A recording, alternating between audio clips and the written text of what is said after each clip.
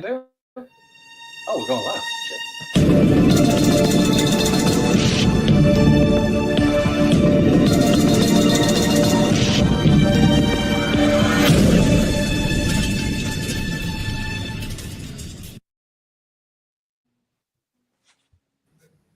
Good evening, everyone. Welcome to a Monday night Junkyard Crash and Builds conversation from the junk yard or junk pile, whatever I call it. I don't know at this point.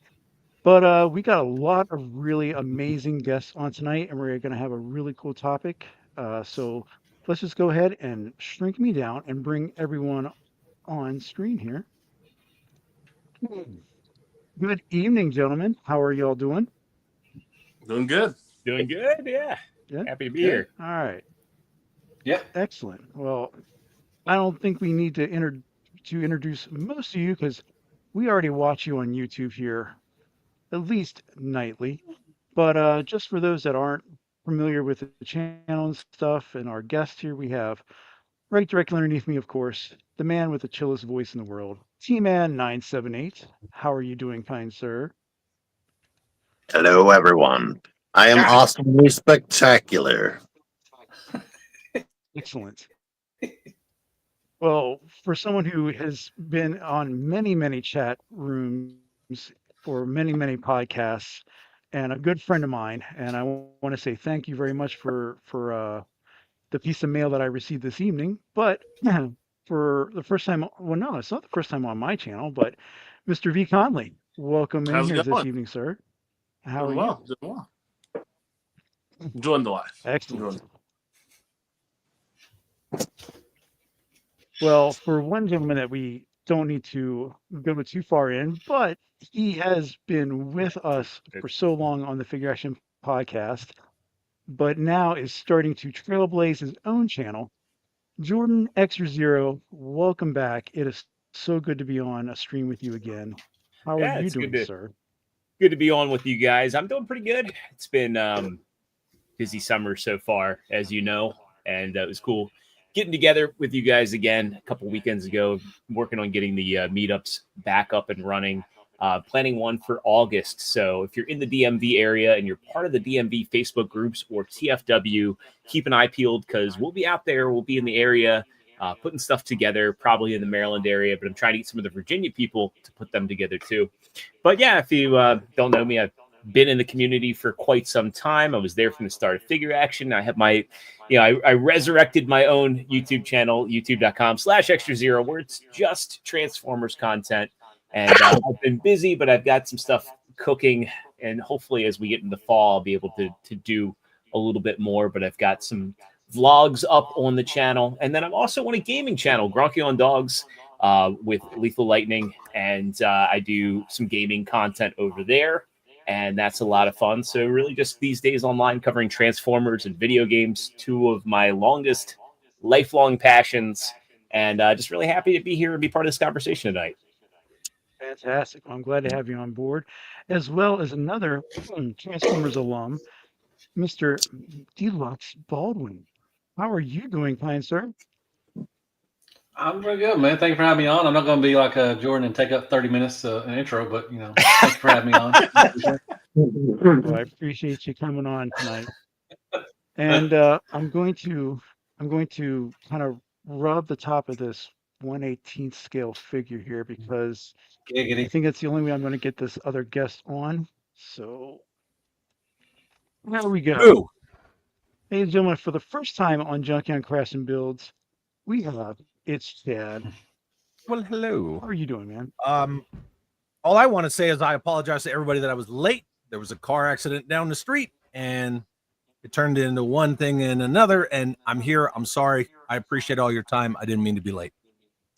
You don't need to apologize, man. As long as everyone's safe and that around the area, that's all that counts. But well, gentlemen, I mean, we have this opportunity to talk, and I really like to again thank you guys for coming on and really start looking at kind of what we have in regards to our two favorite brands, I feel, and that's Transformers and GI Joe, and kind of like really gauge on where we kind of see things, not only from historical point from when we were growing up, on how Hasbro has utilized different media forms, but kind of leading up to what we have today, and was kind of the topic of everything, is that is Hasbro kind of missing out on something that's going on right now with the Skybound comics they're going on. So, excuse me. So this should be, I think, a pretty interesting conversation, to say the least. And if you are anyone that's familiar with my channel and doing some of these interviews, I love slide decks because it keeps me focused. So of course I have one to show. But before we do that, I want to kind of give a quick shout out to some of the people in the chat that are showing up. We have Mr. Tony Horton. Hello to you, sir. Maximilian Tucker. Hello. And then of course we have the Titan on here, looking at all the All-Stars. And I'm saying he's definitely correct with the All-Stars, because you guys are all in like this amazing physical shape, and I'm sitting here all dumpy. So you know, I just look at you No, guys. I'm a fat ass. You'll be my goals. No. Being modest. You're being Hey, modest. I turned it around in 2 years. So You did. You've like become half the man you used to be, but twice the man you are. With that, a way of putting it. yeah, look at Hallmark for stuff like that. Well, let's talk about some history and G.I. Joe and stuff. So, of course, I kind of want to put this in here real quick. You know, is Skybound really going to be Hasbro's golden egg, or are they going to be relying on a lot of the same stuff they've done in the past? So,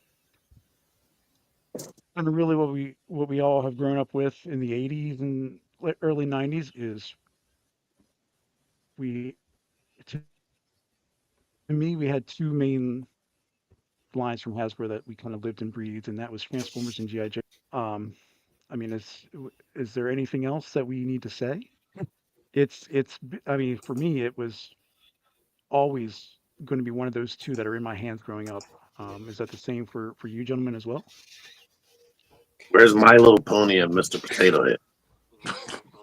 I mean, I was born in '85, so Okay. I was also part of the Ninja Turtles craze. But the fun thing for me was being the oldest grandkid, and having a lot of family friends that were, of age when Transformers came out. So they, like in '84, they were the prime demographic, and these shows were still in syndication when I was growing up in the '90s. Then we had G2 and G.I. Joe lingered on, so it was cool. I got a lot of hand-me-downs.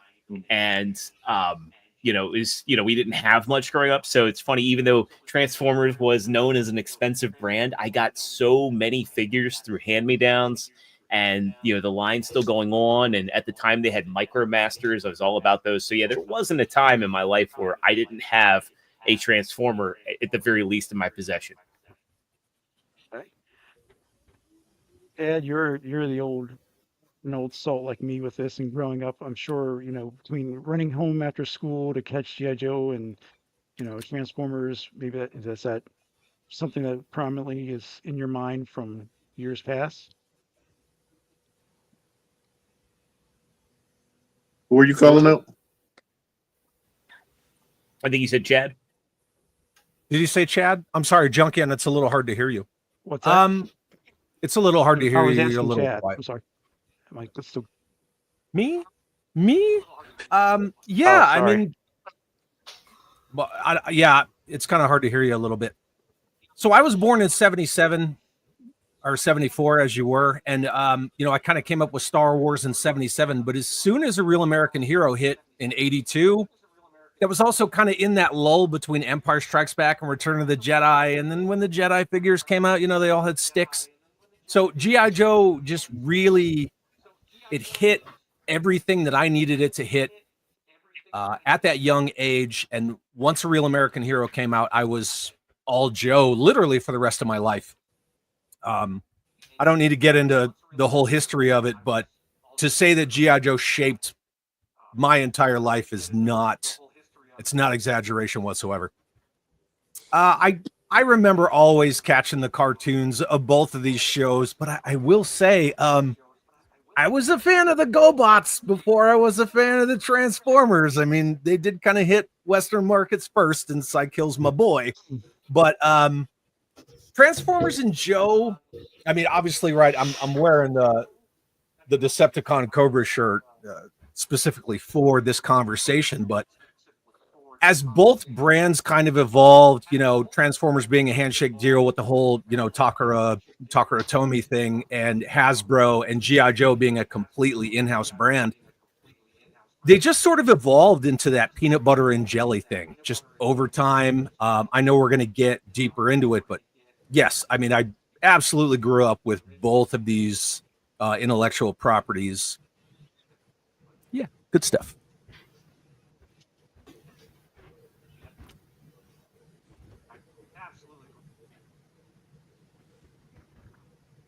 Are you muted? And that's kind of the same. No, I don't think so. Hello? Yep, I can hear you now. Hear you now. Oh, how about that? Yeah. Okay. All right. Sorry. Something's going on with StreamYard this evening here. It's always fun. But yeah, I mean, for me, like I said, for if there was ever a Mount Rushmore for 80s nostalgia and the 80s toys, it's always going to have that Autobot symbol and the G.I. Joe emblem right up there in center for me. But one of the things I think we all kind of saw going along with this was how Hasbro approached merchandising. Now, of course, in the 80s, we had the deregulation of marketing for kids, and of course, a lot of these companies went all in on that. And how they went through that is with, of course, merchandising. And I have a couple examples here. I'm not sure if any of this ruminates with you guys or if you had it. Oh, yeah. But Yeah. I think we had G.I. Joe and Transformers pretty much on anything from lunch boxes to pajamas to we got pencil toppers that are in some compromising positions. All sorts of these fun things. And I Those think that's pencil toppers. one of the things. I have a bad experience with those pencil toppers. When I went to go see the Transformers the movie, it was sold out, and my consolation was getting both of those pencil toppers. And then the first day of school, my teacher took them, and I never got them back. Well, I don't know. I know I had both of those lunch boxes at some point in school, and like I said, I think it was just a unique time for us growing up in regards to these specific brands because they were literally everywhere you looked, whether you're going into the grocery store, the pharmacy, or to your favorite toy store. Rest in peace, Toys R Us. But I mean, it was neat. It was a different time because it was just it was something that was always in your face, and we don't have that nowadays. And I really feel bad about that because sometimes I think it's a challenge not only with today's collectors that are younger than us, the next generations that we're trying to keep interested in the brands.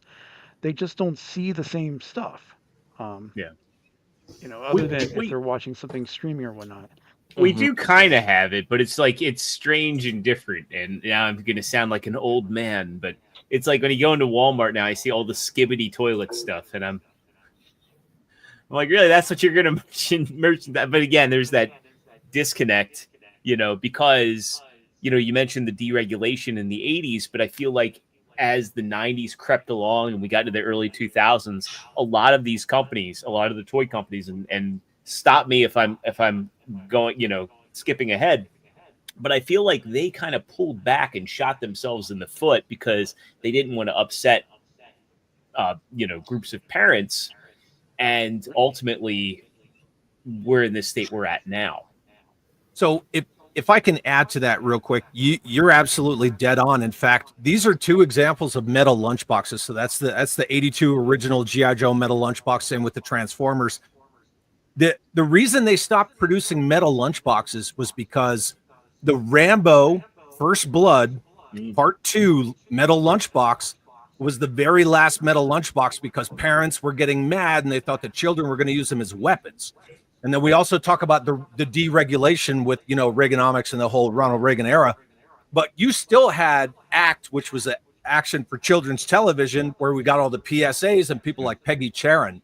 So, yeah, we had things loosen up, but then you had the pushback on the other side. So it's all kind of woven together. And the reason we don't see stuff like this, now I'm not going to say for Transformers, because you know, with the Bay movies and the fact that giant talking robots are very marketable across lots of different cultures, you still see a lot of that stuff for Transformers. You don't see that for Joe anymore for a couple of reasons. And, you know, I know I'm here for specific purposes, but one, Hasbro executives are super gun shy, pardon the pun, right, of their war brand, which they'll pull out of the closet and then they kick back into the closet whenever they feel like it. And Joe's not a very big IP these days. It's just not. If you want to see what brands are big, go down the party aisle. And you will see Transformers. You'll see like Marvel stuff because, you know, the MCU and the Avengers. You'll see Peppa Pig and all that crazy stuff. Maybe Skibbity Toilet. I don't know. But you're not going to see G.I. Joe. Yeah. Because it's a very niche IP these days. It is. Yeah, the stuff for Bayverse, man. You had shampoo, you had toothpaste, you had, you know, Easter stuff, you had Christmas stuff, you had, you know, all that stuff. You found that with the Bayverse stuff. You don't, I mean, see, you do see it once in a while with the party stuff. Halloween, you know, you still see Halloween costumes with Transformers and everything. Yep. So it's still, you know, Transformers is still a marketable item. Well, you know. Speaking of which, so as a huge Joe collector, this is the stuff that I'm after now. Like the figures, the play sets, the vehicles, I'm pretty much done 82 to now. I'm hunting this stuff. And Vache knows because he's seen me do it. So yeah. In fact, wait one. Okay. You know, real quick to build onto that, to go back to like 2007, since, you know, we're coming up, what, God, that was 18 years ago, as of what, a few days ago, which is hard to believe. That was the first time, like, when I was driving to Walmart and Target since the 80s, that there was hype for Transformers. Like when you went into Walmart and they had those big end caps and the whole aisle was Transformers, I hadn't seen anything like that since like the late 80s or G2. Like Beast Wars didn't even get that sort of fanfare. And I felt like in 2007, it almost felt like the tides were kind of turning and like, hey, the companies are trying again. You know, at that point, too, toy aisles also hadn't scaled down, and we still had Toys R Us. And I think KB was even still around in 2007, even though they were struggling. But it just it feels like we haven't had a push like we did for those. And, you know, 2007, 2009 were big. 2011 with Dark of the Moon, it kind of shrunk down a little bit, but the hype was still there. But it seems like the marketing teams back from 2007 and 9 really tried, and since then it's been dwindling. And I think that also could be part of it. A lot of that was due to Daryl DePriest. So Daryl DePriest was in charge of marketing at Hasbro around that time period. That's where you had guys like Mark Webber and even Bobby Valla. Like those were the people who were like really pushing things at Hasbro at that time. But yeah, you're absolutely correct. The aughts to like 2013, 2014, that's when Hasbro was bulletproof. Star Wars, Transformers, Joe, they were just boom, boom, boom. They're banging on all of it. Anyway, this is what I was going to show you. Oh wait, let me. Oh yeah, that is the original costume. Wow. Scary as hell, man. I mean, the plastic's blown out, but yeah, the whole thing's in there. So I hated those masks. Oh yeah, they still smell.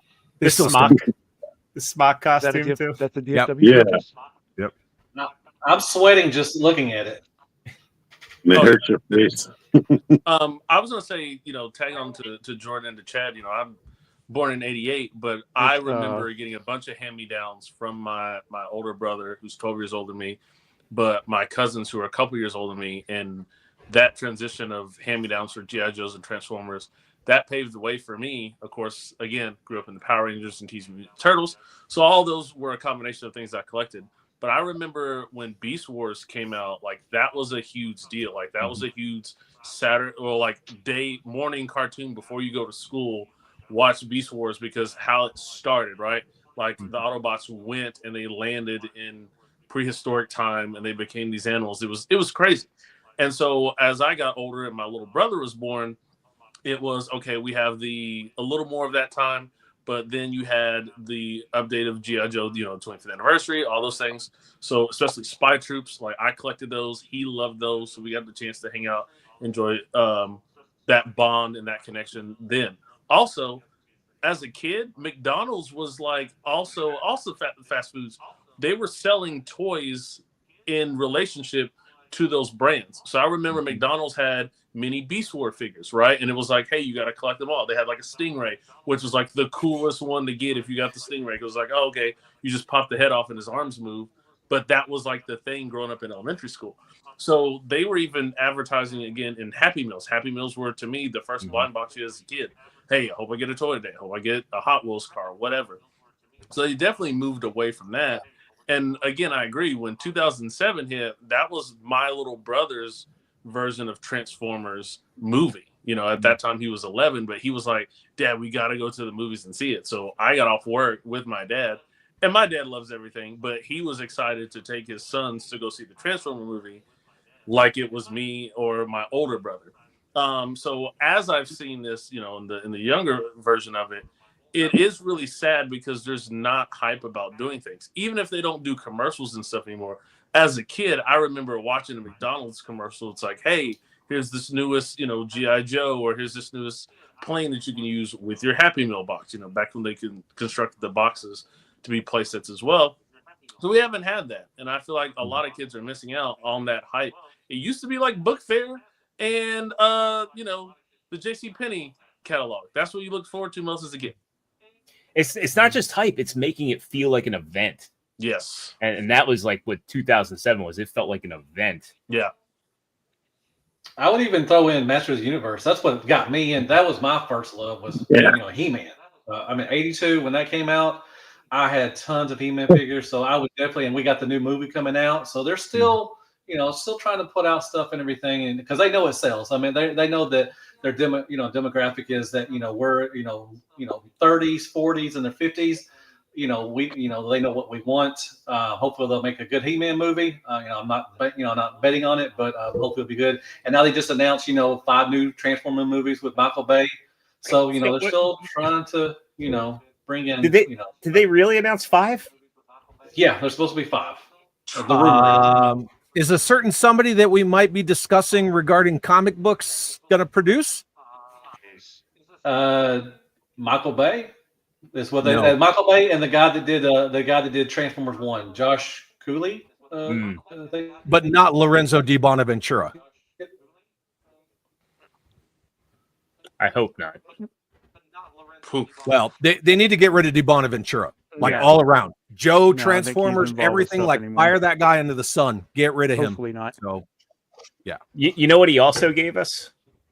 Madam Web. He hasn't been mentioned. It was Michael Bay and Josh Cooley. I'd like to see them bring Travis Knight back in too. Well, what we talked about here with merchandising, I think you guys mentioned it earlier, especially you, Chad, was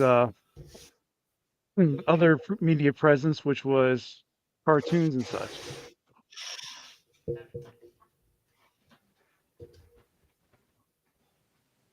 Yep, there it is. So Marvel Animation. Another aspect that kind of helped a lot of this stuff with selling toys was,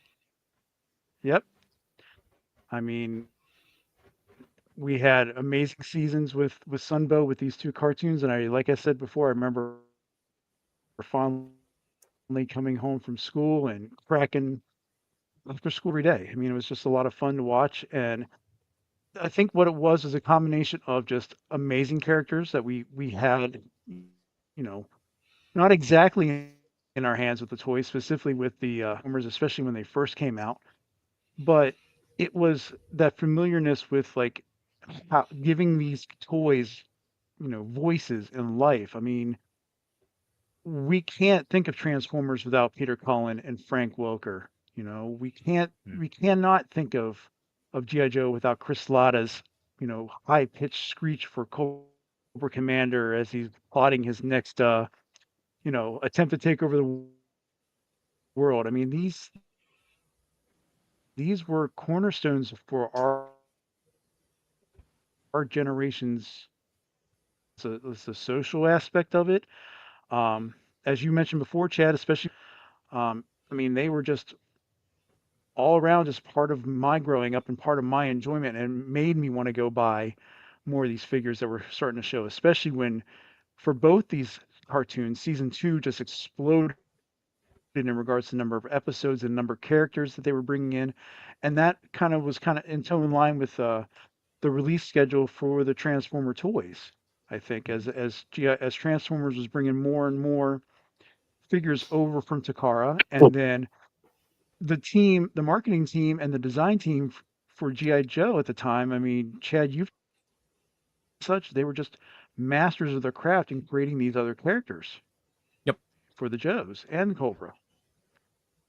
Well, another part of the brilliance of all of this is that you could go watch your favorite cartoon, be it Transformers, GI Joe, or any of the others, Smurfs, whatever, and then you could get your toys, and they're the physical representations of what you just saw on screen, and you could make new adventures with your figures, right? So your imagination, creativity, storytelling, all this stuff, like you're working all these things out as a child, and you don't even know that you're working on your social skills while you're just playing with dollies, acting out that episode you just saw at GI Joe. It's brilliant. Yeah.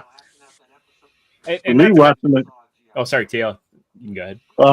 For me watching the cartoon, like you were saying, it did make me want the toys. But when I would watch the cartoon and get the toys, it made me want better versions of the toys.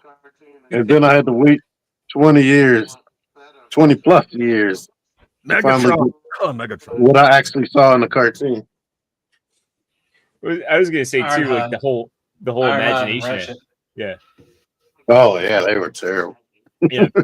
The whole imagination aspect too. You had to like put those characters together. It may not have looked entirely like what was on screen, but those characters, the way they were written, the way that they all had their unique ways of speaking, the way they were portrayed, they became larger than life. None of these characters, I mean, it's rare between Transformers and G.I. Joe to have a character that isn't part of the core cast that didn't stand out, that you can't say what they sounded like, what their personality was like, what you liked about them. And there was something for everybody.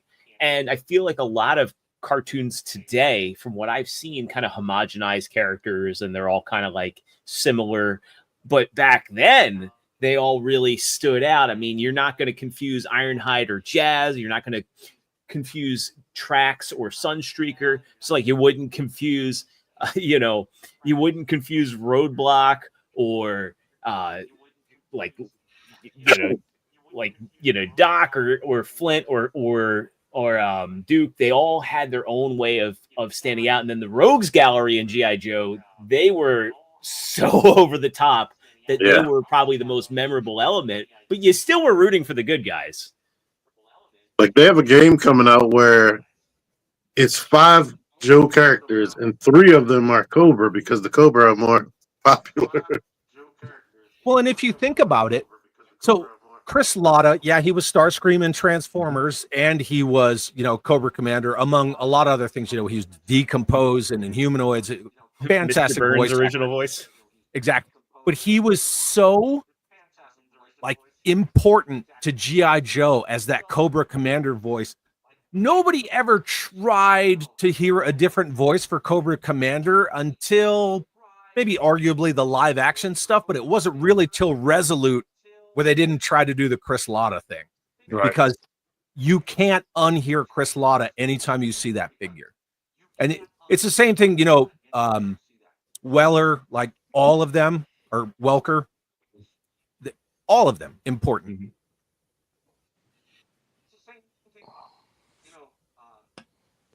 Yeah, all that really just made you want to be and the fact that we had a lot of these same voice actors.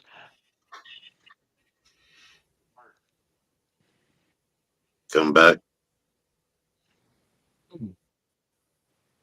Sorry, it's on my end. I'm lagging. I apologize. Oh, good. Go ahead and continue, Jordan, please. No, I'm glad somebody lagged because I can't hear anybody. Well, StreamYard's been having hosting issues with the updates to a lot of these operating systems. So it's actually StreamYard. Okay. Yeah, because they did it to me last night twice. Yeah. So I go through OBS when I do my stuff. It helps a little bit. I can show you how to do it. But I will say that the cool thing was with these larger than life characters, going back to that whole imagination aspect, because these characters were so diverse and over the top and unique, that fueled so much imagination for kids in the 80s and 90s to want to be part of this ecosystem of toys and act things out and create stories and create new characters. And I mean, for me, you know, I liked, you know, Chad was talking about GoBots earlier. And when I would get GoBots, I would bring them in and they would be their own characters, and I'd write characters for them, you know, to come in and interact with the Transformers as new characters, and how would they react. And, you know, you could introduce things like stakes, like, well, it doesn't matter if he gets killed off, he's not part of the core cast, you know. Then the movie rolls along and it's like stakes. Let me ask you a question. Like, you know, we're talking about, you know, we had backstories, you know, back in the day, so we could actually play with the toys and watch the cartoon. I mean, do you think the kids nowadays with the attention span of a gnat would actually want to, you know, watch a cartoon and actually play with toys? Because with everybody, with the video games and everything, that's what mainly people do now. Is I don't think that the kids today now have the attention span to even want to do that and have the imagination to do that. I think that's assumed. I agree. Yeah. Not only that, but we may have that whole aspect of entertainment, right? And I'm saying that loosely with, like, you know, the TikTok, the 10-second like goldfish brain thing. But you also have a lot of people who really like to binge stuff. So, you know, there has to be that balance, especially with, like, whatever the stupid term is, you know, like the tweens, like they love to binge shit. Oh, I've got an anecdotal example. I have a 2-year-old nephew, and my wife watches him every Thursday. And there's this thing called Trash Truck I think it's on Netflix. And every Thursday he wants to watch the Christmas episode. So she gets him settled, and he just points to ho, ho, ho, and wants to watch this Christmas episode over and over. We can't figure out why he loves this thing, but he just loves this show and loves that one episode. And I think that it's a lot of marketing people that bring in focus groups, and then they assume that, oh, it's the TikTok generation, but also they're dealing with the fact that that's the media that's being forced to the young generation, is clips, shorts, reels. And I feel like if they didn't have an attention span, we would have seen like the MCU stuff dry up long ago. I was going to say, my boss's daughter is 6. So when they come into the studio, she, hops back, or she's playing with her. If the dog isn't there, she's playing with that. But she'll like go on Netflix and watch the shows. And she's like, I go back there. I'm like, hey, what are you watching today? She's like, oh, I'm watching Bluey. This is the episode where this, and this happens. And she's like, oh, I'm watching this movie because this one's good and this happens. Or she'll see a show. She goes, yeah, I don't really like it. It's kind of boring. But she'll explain to me why it's boring. She goes, yeah, the character's just not funny, and they don't do as many adventures. And I was like, oh, well, how many episodes you watch? She goes, I don't know. She goes, but I think I watched a lot. And I'll go and look. I'm like, oh, yeah, you watched the whole season. I think part of it, too, is what kids enjoy. And like Chad said, you can binge watch anything and everything, right? So, we did have to wait, find out tomorrow, find out next week. So you had that sense of wonder keeping you over for the next week or the next day. These kids can watch it instantaneously, but that also means they can go back and watch it. If you had to watch them, you had to record it on VHS. Good luck with that. Now you can go back and watch it over and over and over again. So the moments that are important will stick out to the children a lot easier. Not only that, a point to add to that is, like, when we were kids, there were a lot of shows that would, like, say Garfield and Friends. It was like 3 cartoons per episode. Oh man, that show was fire. Yeah, Animaniacs, Tiny Toon Adventures. Even going back into like classic stuff like the old Hanna-Barbera. And like Hanna-Barbera would do like a full story in 30 minutes, but then you would get to the Warner Brothers stuff, and it would be multiple shorts. So there was a lot of variety in how cartoons were structured when we were growing up. My nephews, I have a 5 and a 6-year-old nephew. They will do tablets and play with action figures, or they'll turn on Netflix on TV, and the TV is watching them while they're running around playing with stuff. Wasn't Bluey? Well, I was wrong. I guess I'm an asshole. I'm the wrong one, I guess. Jeebus. Wasn't Bluey E1? I think so. I think that. Well, no. I think it was Peppa Pig. I think Disney owns Bluey.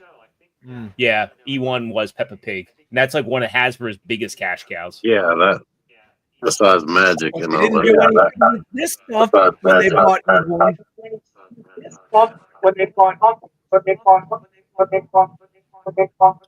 We duplicated mics. Yeah, hopefully. Does this sound a little bit better? That sounds a lot better, but you should mute your computer. Yeah, that's what I'm trying to do here real quick. Jeebus. Anyways, hey, did y'all hear about the rumor that is making a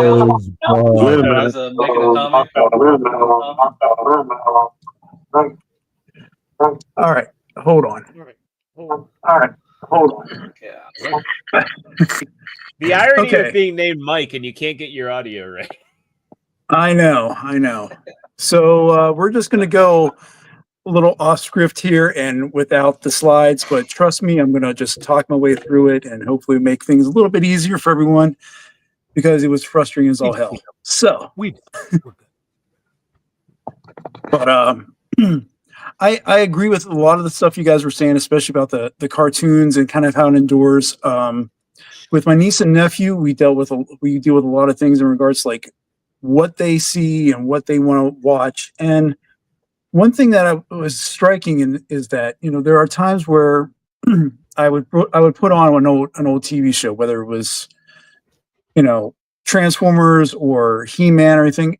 And while my niece, you know, would watch for a little bit and go off, my nephew would still stay focused. And he still says that, you know, the G.I. Joe stuff, he loves watching that because of all the action that goes on and stuff. And it really kind of brought back some old feelings when I was, you know, a kid. And like, that's kind of what I wanted to see, that action, that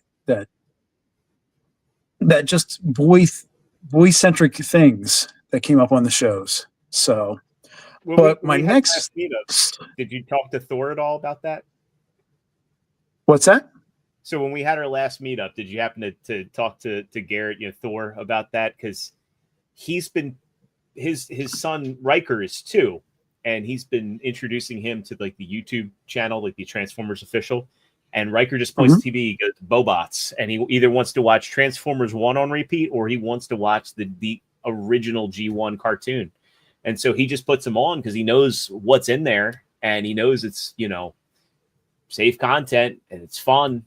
And he's like, hey, he likes it. Cool. I know. I'll definitely talk to him about that.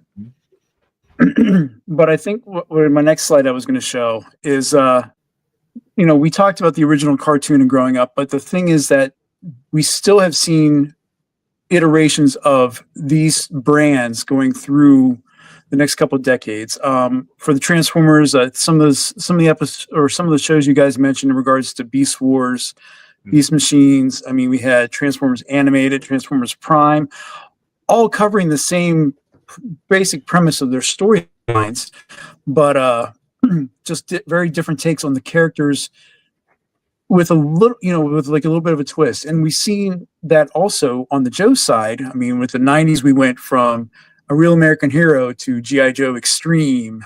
And then we saw Sigma 6, Resolute, and Renegades come through. But I think you really hit the key point of it there, Chad, was that as we've gone through the years, it's been harder and harder to kind of sell the whole idea of G.I. Joe because of the fact that it is basically, you know, good guy, bad guy, but there's using military vehicles or military-like vehicles. I mean, it's a very hard thing compared to the whole idea of like what we were saying before, where it is big robots doing the same thing, transforming into the same type of vehicles, but it's alien. It's not as grounded as what we would expect from Joe's. The biggest challenges with G.I. Joe, now post 9/11, that IP should have skyrocketed, right? Because of, you know, all of the you guys know what I'm saying, right? Without me just coming out with it.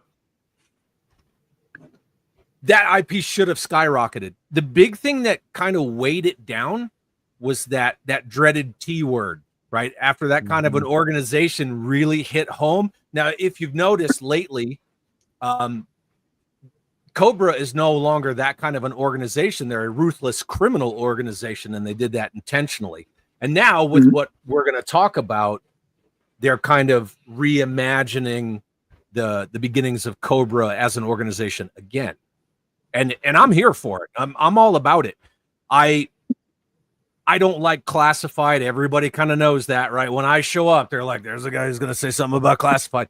But the reason I don't like it is because you're not really moving the brand forward. And I know that's kind of where you're going, Mike. Like, we're going to get in that direction, but you're just, it's just like the washer. You're just, you're on rinse. You're just doing the same thing over and over and over. But yeah, that's kind of the big thing with Joe is the organization that Cobra was. Yeah. Yep.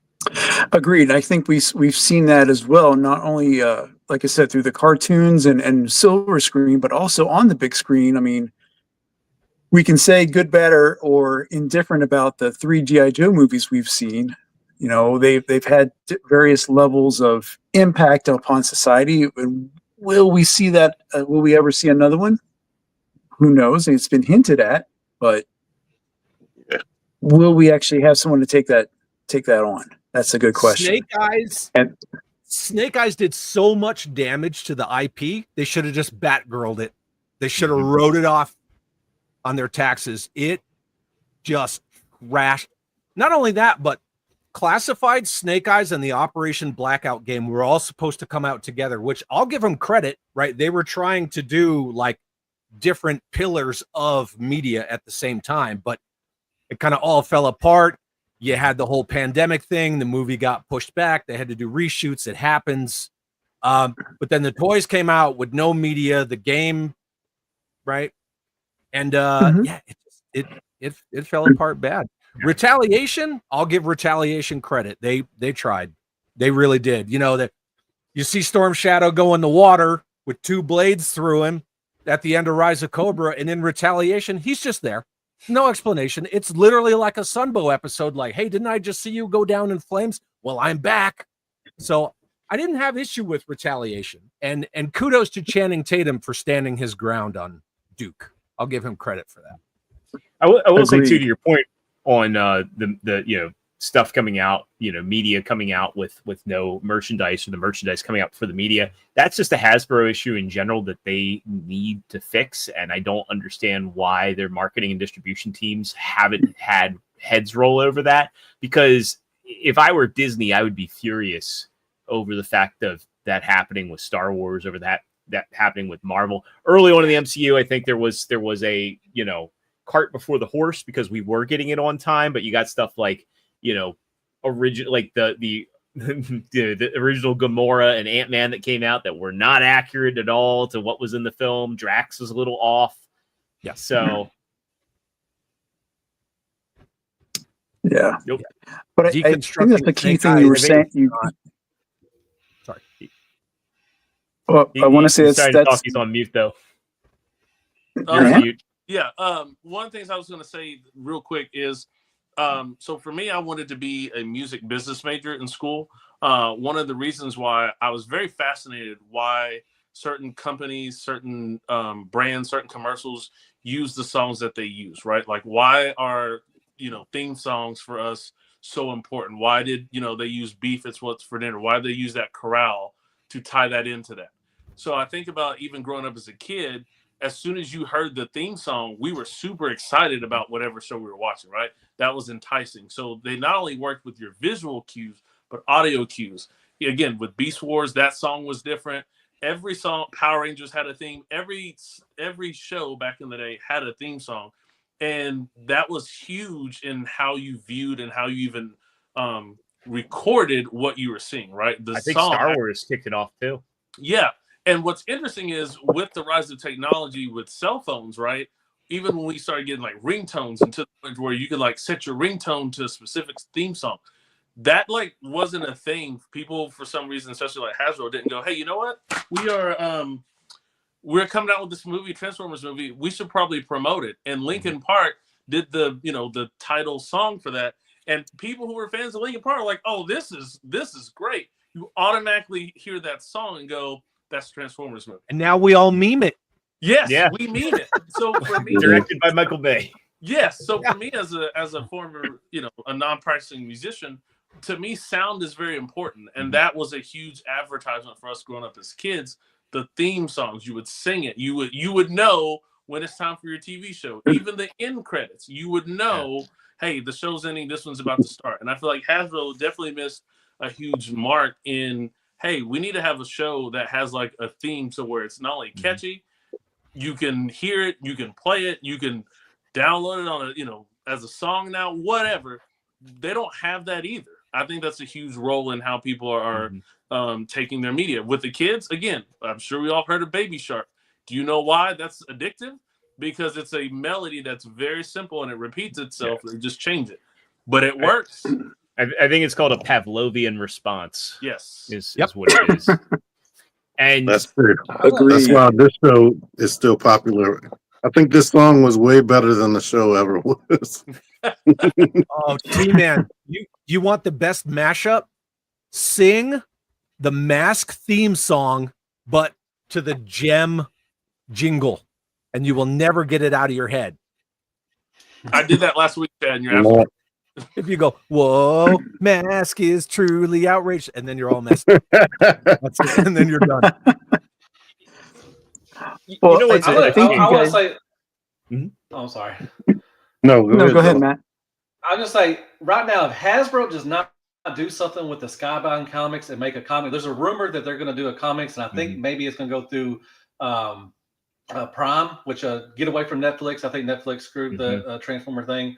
If they go through Prime, I think it's going to be good. But the comics are so good, man. If anybody's read the last issue 21, man, the way it ends is really screwed up. I'm not going to spoil it for anybody, but if they don't do anything with the Skybound comics and make a comic out of that, because it's so freaking good, it's going to be a missed opportunity big time. Yeah.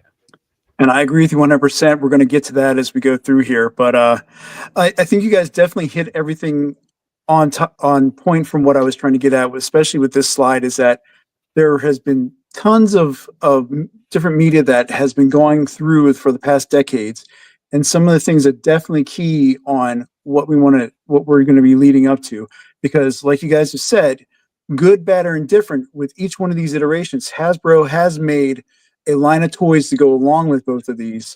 Some good, some not so good, some with the timing and stuff. So I believe definitely what you guys were saying in regards to like Hasbro's Achilles heel is trying to find that right note in that right time to meet the media with the toy line to keep that interest going.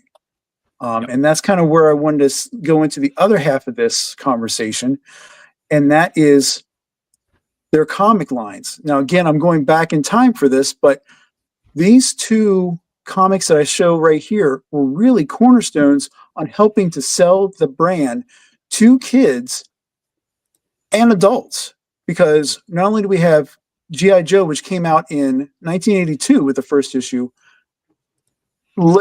it's been a paramount storyline for a lot of readers, even up through today, because as Matt was saying with the Skybound comics, they're starting to lean back into a lot of these classic tropes, and as well as continuing along with the Real American Hero comic book line in Skybound, with, again, the great Larry Hama, who's been helming this specific series for decades. I mean, it's just great.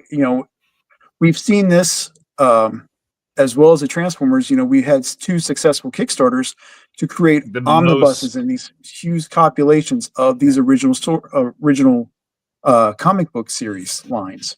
And it was the most funded comics Kickstarter ever, coming in at over $4.5 million. And it was wasn't it like 6 minutes that it fully funded? Yeah, the Transformers one? The goal was only 40,000. So I mean, that's just nuts. Yep, agree. And I mean, want it. Absolutely. And I think some of the things that really kind of highlights just like the sheer popularity at the time and how influential comics were for these storylines is they say, when I was doing research, they were like, in '86, G.I. Joe was the top selling title, even outselling Spider-Man. I mean, think about that. I mean, right now within Marvel and stuff, everything has been Iron Man and the Avengers, which were really like C-list heroes at the time because it was all Spider-Man or X-Men during the mid late 80s. Well, now it's but back then to you have Spider-Man. now it is, and it's just that pendulum of popularity at the time. But the other fact I think that helped out a lot is just the combination of having a comic in your hand, having the toy, having a TV show, and then running up to get your PJs on at night. I mean, it was all combined together. And just, I don't know, it's a different feel with reading these, because I think, we can all see that when we read these, it was very much a different take on these heroes compared to what you saw for 25 minutes every day after school. I mean, there was a lot of depth in these characters. I mean, there were deaths that we never really saw until, the Transformers the movie in '86, and then they kind of backed off of that backlash from parents for '87 for the G.I. Joe the movie. But we never really experienced that. But in the comics, you would see something like that happen almost every issue, and it was that. I think it really helped sell the whole idea. Like, this was, while it was branded to sell toys, these comics and the writers behind it, between Bob Budiansky and Larry Hama, really set the tone for more mature readers to stay, one, vested in comics, and two, stay vested in these two brands in the 80s through the early 90s. Remember, like, the first Jim Shooter. Oh, sorry. Yeah, rest in peace. I mean, do you remember Absolutely. the episode for Transformers, like the third or fourth episode? Shockwave had all the Autobots hanging down from the ceiling. I mean, and I think it was, he destroyed the Megatron, like issue 2 or something, or was it 2 or 3? Mm-hmm. I mean, there was so much badass going on right there in the comics. You couldn't see that in the TV show until Transformers the movie. But I just remember the Autobots just hanging from the ceiling, and stuff, and it was just like, wow, this is not the cartoon that I've been watching. This is totally something different. I was lucky enough to have come up with the comics and the toys for Joe at the same time, because like the 5-parter of the Mass Device that came later, but to have gotten in at the ground floor with the comics and the figures at the same time, it gave me a different perspective than a lot of people that I guess came in with the Sunbow, and they were like, oh, look, Cobra Commander, he's goofy, he's silly, and Destro doesn't sound like he's Scottish. And I'm like, no, that's not the Joe that I've been reading. So it's interesting that you can see different facets of the same IP. Yeah. Agreed. Exactly. And I think another benefit for not only the toy line, but also the comics, is that it was a faster turnaround to introduce new characters versus waiting a year for animation to catch up. I mean, that was another really cool outlet that allowed us to really understand these new figures that we were getting. I don't know, you can correct me if I'm wrong on this, Chad, like waves were coming out at least once a year for Joes, as well as vehicles and play sets and stuff. And by the time they come out, you'd really see them in action in the comic. Yeah. Not just that, the crossovers. When Marvel was doing them, you would see Marvel characters show up. I mean, who doesn't remember that infamous cover where it's Black Suit Spider-Man swinging around Optimus Prime? Well, Well, Megatron. Yeah. I mean, you can remember covers. There's covers, from all the episodes. I mean, you can remember, people can remember some of the covers from Transformers and G.I. Joe too as well, that were just so iconic. Like the first one, you see Optimus Prime, and, he doesn't look like Optimus Prime from the show, but you can tell it's Optimus Prime, if that makes Absolutely. sense. I used to always stare at this cover and think, why is he so huge? Why does his head look like Batman? And why is this so small? And what is that? What's that little Transformer below him? It's like, I never could figure who that was. I finally found his gears. I was like, who's that little Transformer by his leg? Look how small looks like a GoBot. And then that's kind of funny you mentioned that too, because like one of the things that I noticed about the comics is that some of them in the early issues looked exactly like the toys. And it was kind of like bridging that gap a little bit. Yeah. Yeah. And remember with these early comics, just like the way that the printing was going on at the time, you would get some weird ass colors for some of your figures. I mean, we joke about the Sunbow animation for Transformers, and you know, how Starscream would be the same color as Thundercracker, or we'd have you know, all sorts of color variations. I mean, there were definitely times where like the printing process would have, you know, Stalker with orange skin or something along those lines, and that's just part of the quirks of Snake Eyes comics with a and for that flesh-colored timeline. neck. Yeah.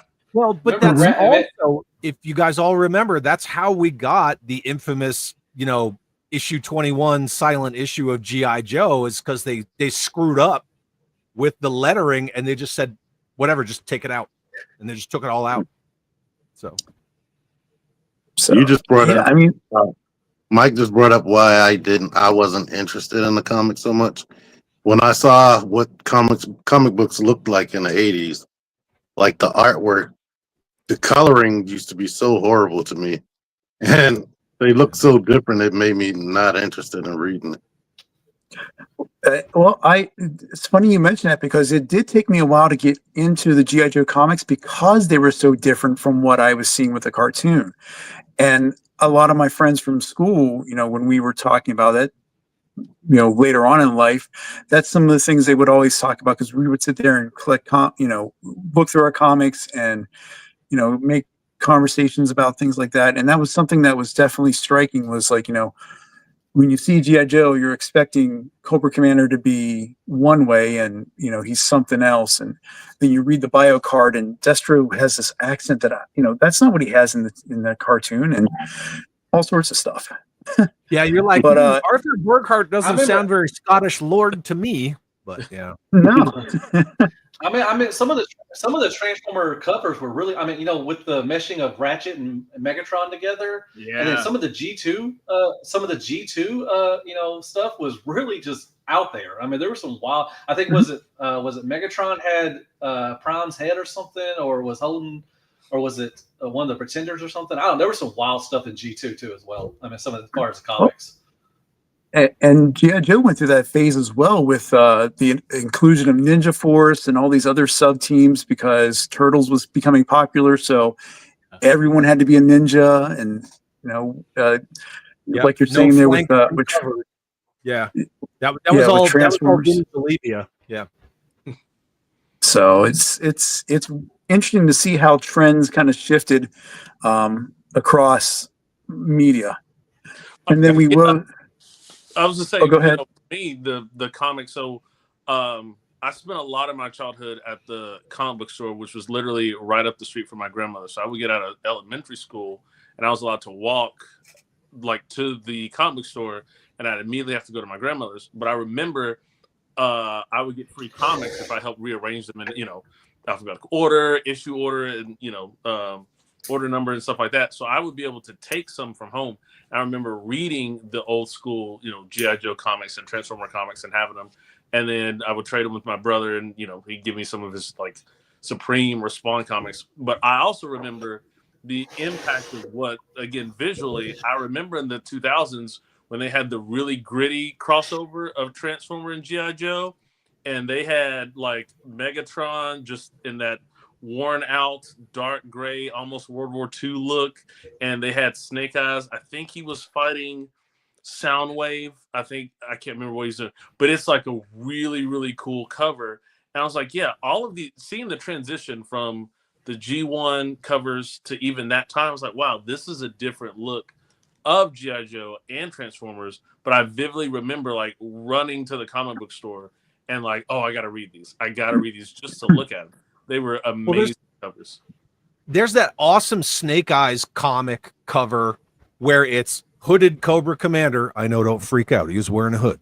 And he's just like in that action point. Yes. And you see G2 Megatron like in robot mode, just like diving over Cobra Commander. And I love that cover. It's so good. Just the action depicted in that one still image.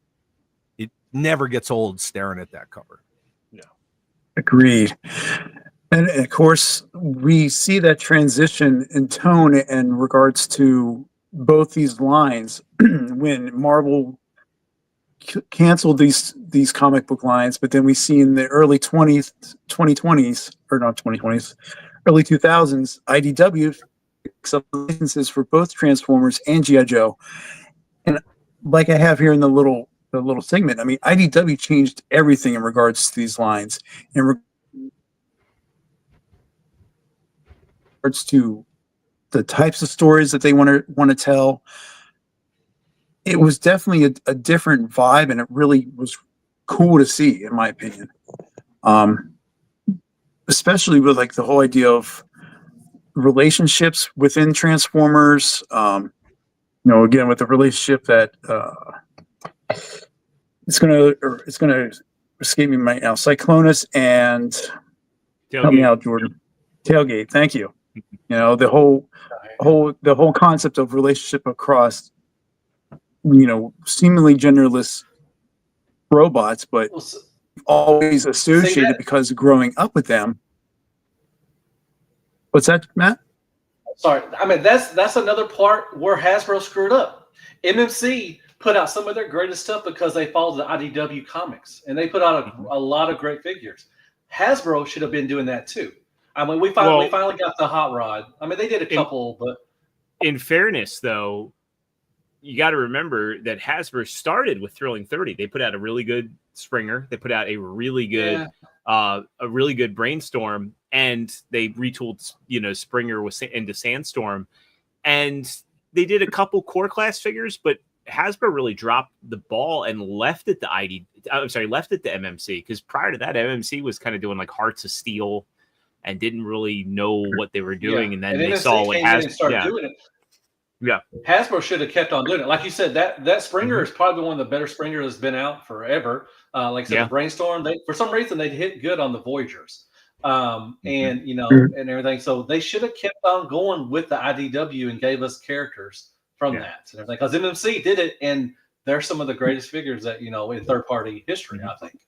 Yeah, I mean, they did do okay with some of the deluxes. I mean, we got a good Chromia, we got a good RC. I mean, you can debate whether those are IDW or not, but the Bumblebee mold, which they repainted into several things, Nightbeat and Goldbug, and I think there were a few others. But yeah, Hasbro just didn't have any vision, and then they kind of gave people scraps with the Combiner Wars trilogy, and like there were things like Nautica that were done, but they were just kind of Magnus. Yeah, Ultra Magnus was a great one too. They gave us Ultra Magnus and Minimus Ambus. They wanted to rob us with Combiner Wars. That was a cheap line for them to make because they kept reusing the same mold. Yeah. So that was their whole focus then during Combiner Wars. So they that's probably one of the reasons why they dropped IDW. Well, they threw. I mean, and they threw in characters. They threw in characters that instead of having the main all 5 of them, they threw in like Alpha Bravo, Rook, and but that's something we'll talk about later. But I'm just saying, there was weird stuff. They did some weird stuff with Combiner Wars. I mean, that whole Combiner Wars thing, which is weird. What was the SUV from the Menasor set? The replacement that off-road offer the replaced Wild Rider. Yeah, it was weird. That's some weird stuff, man. Agree. I mean, there was a lot of really depth in those IDW lines, not only for Transformers but also Joe's. I mean, because who can't remember the IDW made Chuckles cool, other than just a big guy who was throwing a rocket off the Havoc and didn't say anything from the movie, to be this really interesting character. And that was all under IDW's preview. But I agree, like Hasbro did put out some stuff, but it really was open season for third and fourth party figures to really go and create these toys in line with what we're seeing. And they were able to do it at a pace that was kind of matching up with the storylines overall. So, but that's funny. She did say that. She did. So I guess, Chad, I mean, with IDW and how they did the Joes, I mean, were you following it? Were you still reading the book at that time, or what were your thoughts on how they? Yeah, I was still reading it. I've actually got the IDW, the the Cobra character rug under my feet right now. So like when you pulled these images up and I saw them earlier, I was like, oh, I have that Cobra rug under my feet all the time. Yeah, I liked what they did with it. And yeah, they did put out a few figures of characters from it here and there, but it was very piecemeal. They were really more focused on that like 25th, 30th Pursuit of Cobra, that kind of stuff than they were with what IDW was doing. You know, you get Munitia or onesie twosies, but nothing crazy. Hasbro pretty much just let IDW do IDW, and they were like, we're just going to do greatest hits. So yeah. And that's something I think they still kind of lose today, because not only did we get a lot of really interesting, unique characters between the Marvel line, the Marvel series, and the IDW series. I'm thinking Don Marino for one, and then Agent Helix. I mean, both those were just newly created figures, but like you didn't really, you never got a Don. In fact, we still don't have one unless it was from the G.I. Joe Collectors Club, which is, it's not from Hasbro per se. And then we just got. Yeah. And Helix came out with Rise of Cobra. Okay. Yeah. So they just put her out when they were coming out with Rise of Cobra figures. They were like, yeah, just take that new character and just stick her in there. So, yeah. How about that? Even though she's an awesome character and I love the figure, they just kind of like slid it under the door. That's why I was saying it was very piecemeal. Well, we went through, IDW up until 22, and now finally we're entering the Skybound universe. Really a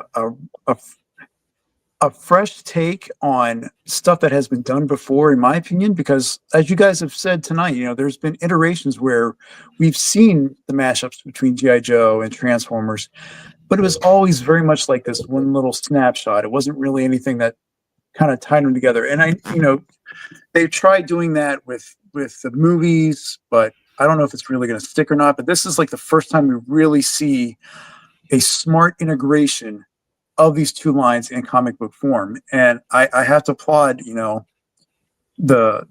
Richard Kirkland for really, I think, kind of lining up everything so well. Jordan, you were going to make a comment? No, I said it's Robert Kirkman. Yeah, Robert Kirkman. Thank you for a correction. That's who I was kind of alluding to when I was talking about producer, right? Like, I think, definitely with at least the earlier run of Transformers, I think, and I was happy to have met the man last year and got to talk to him, but DWJ really got the material. And I dabbled in G.I. Joe. My focus has been on Transformers. I haven't started Void Rivals yet, though I should. The thing that I appreciate the most about Transformers is that it's got an edge to it. It's grounded, but it's familiar, but not to a fault. And I think that those are like the three pillars, in my opinion. Like, they get the characters, but the characters also have arcs where they can grow. Like Alita's arc is interesting. Cliffjumper's arc is interesting. Dude, Bruticus and Devastator fighting all the time. The last couple of episodes is hilarious. I mean, it's hilarious. These iterations of Starscream and Megatron are probably the most interesting Starscream and Megatron have been in a long time. Yeah. I agree with you guys all on that, and I definitely of the four lines I'm showing up here, I'm definitely feeling the new kind of refreshed, revamped way that G.I. Joe is being integrated into this universe. I think they did it really smartly in regards to setting up the miniseries, in regards to like key characters you definitely want to know about, and really giving a new take. Because I mean, reading the Duke miniseries, especially after kind of tying in on how his vice against the Transformers is depicted and fleshed out.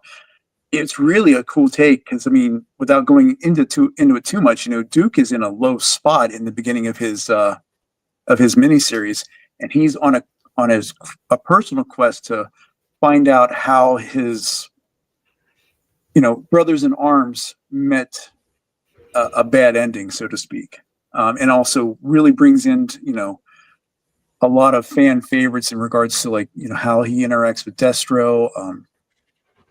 And tying into that was like the Cobra Commander miniseries, which I thought it was one of the best ones so far. I definitely loved it. So I have to say, again, going all the way back to day one, 1982, if someone had said to me 3 or 4 years ago, like, hey, they're gonna kind of reboot Cobra Commander, he's gonna be part of Cobra Law, but he's an outsider who's brought into Cobra Law, so he's no longer like a weird lizard dude scientist guy, and they're gonna make him like super cool and like Hannibal Lecter kind of way, calculating, and then Megatron's there, and that's how he incorporates technology into Cobra Law and kind of breaks out, and I'd be like, you're nuts. And when I read that first Cobra Commander issue, everything just felt perfect. Same with Duke #1.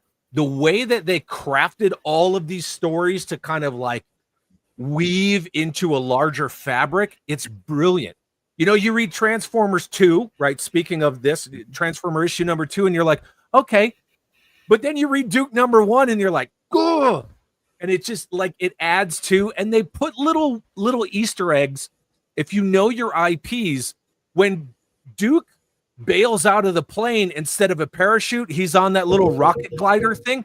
Those came out with the Modern Joes. A bunch of those Modern Joes had those weird little rocket glider backpacks, and I was like, oh, I know what that is. All the time, they got little Easter eggs in there left and right.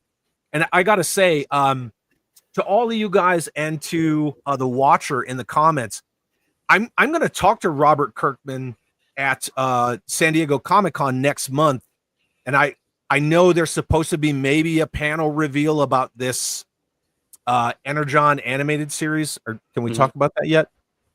Oh, we can. You go ahead. Yeah, but anyway, I'm gonna try to get his ear and get him on camera about that, because I'm all about it. That's what all of this needs, is a good shot in the arm. Yeah, for sure. I agree. One thing I love about the Transformers is this is what would really happen if Transformers were on, because they don't sugarcoat, we got to protect the humans. No, they are jacking up everything, and the Transformers they're dying.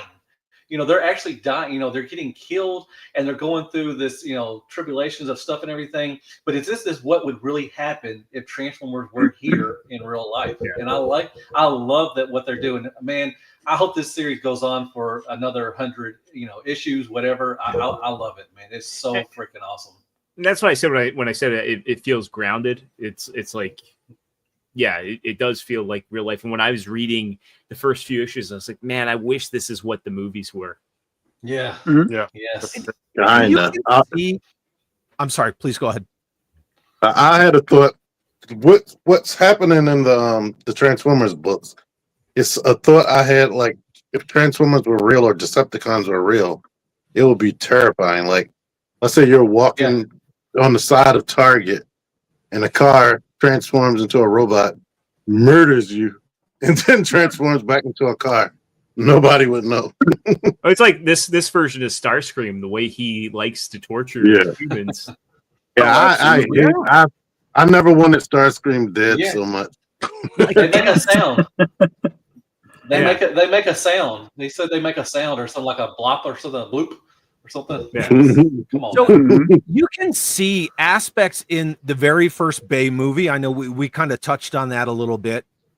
You can see aspects of how they tried to incorporate that whole, NBE classification, non-biological entities, and Megatron's one of those like national secrets, and he's inside the Hoover Dam, and we don't talk about this and we don't talk about that. And then reading Duke #1, they both did the same thing, but I felt that comic did it with a little more weight to it. Yeah, because you get somebody who's this. He's a senior non-commissioned officer. He's a soldier. He's a career service member. And everybody thinks he's insane because he saw this thing, and you're supposed to be trustworthy, in the eyes and ears of your superiors. but they all think he just has like ridiculous post-traumatic stress, and he didn't see what he saw till he did. And that Dreamwave first kinda movie did that really story. tried to play off that. It just didn't, because Michael Bay explosions. Yeah. That, and they all thought that Shia LaBeouf was going to be the next Tom Hanks, and they really bet on the wrong horse. He was good in Fury, though, and not to get off track, but yeah, I agree. I definitely agree. So I think the hidden series of this new universe, and we haven't really talked a lot about it because it's been focused with G.I. Joe and Transformers. Void Rivals in and of itself is really a subtle kind of retconning of certain aspects of the Transformers mythos. Without going into too much detail, I mean, these two characters that show up here on issue 1, they're opposing factions of the same species of creature, and they're both fighting for the resources of the world that they're on. It's literally split in half. And as the story goes on, I mean, we definitely start seeing cameos of some very prominent Transformers in there, and also tying back to some other characters that we've seen in like season 3 with like the Quintessons and such. And it really kind of goes into a interesting take of the creation of the Transformers. It's a really cool read, honestly. And if you haven't had a chance to get to follow those, I highly do recommend, because it does feel a little bit of a back story into like how the Transformers in this universe really start to, with this engagement and fighting and everything else, and then how it transfers down to Earth at this point.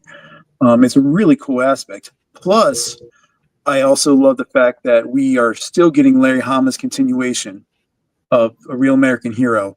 And it really I had to actually go back and read some of the last IDW stuff to kind of catch up to where 301 picks up, because it does really start off with a bang, so to speak, just not an explosion as we would understand. But it's a really interesting take, to say the least. Are you following both stories there, Chad? Yeah. I'm a little behind on the Transformers, just a little bit. A lot of that has to do with the comic shop, where I have subscriptions through them, and sometimes I'm a little lacking when I go and pick them up. But yeah, I'm following them both. Okay. What are you still following Hama's run as well? Yes, but like I'm going to be honest, toward the end of the last run, getting close to 300, the whole Cobra Casino and stuff, I wasn't really jiving on that.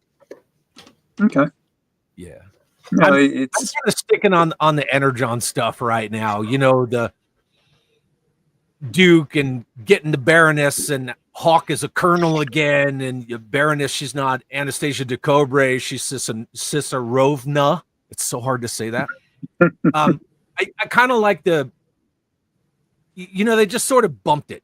They just sort of bumped everything in a different direction, but it's still familiar but fresh at the same time, and that's kind of where I'm at. I love Larry's stuff. He's a great guy, and he's super talented, but yeah, once you started getting into Snake Eyes isn't a dude, he's a mantle, and now Kamakura is Snake Eyes, and it's Serpentor Khan, and I was like, okay, we're getting a little off the rails. So I did kind of back off a little bit. Yeah. Spoiler alert. That's absolutely fine too.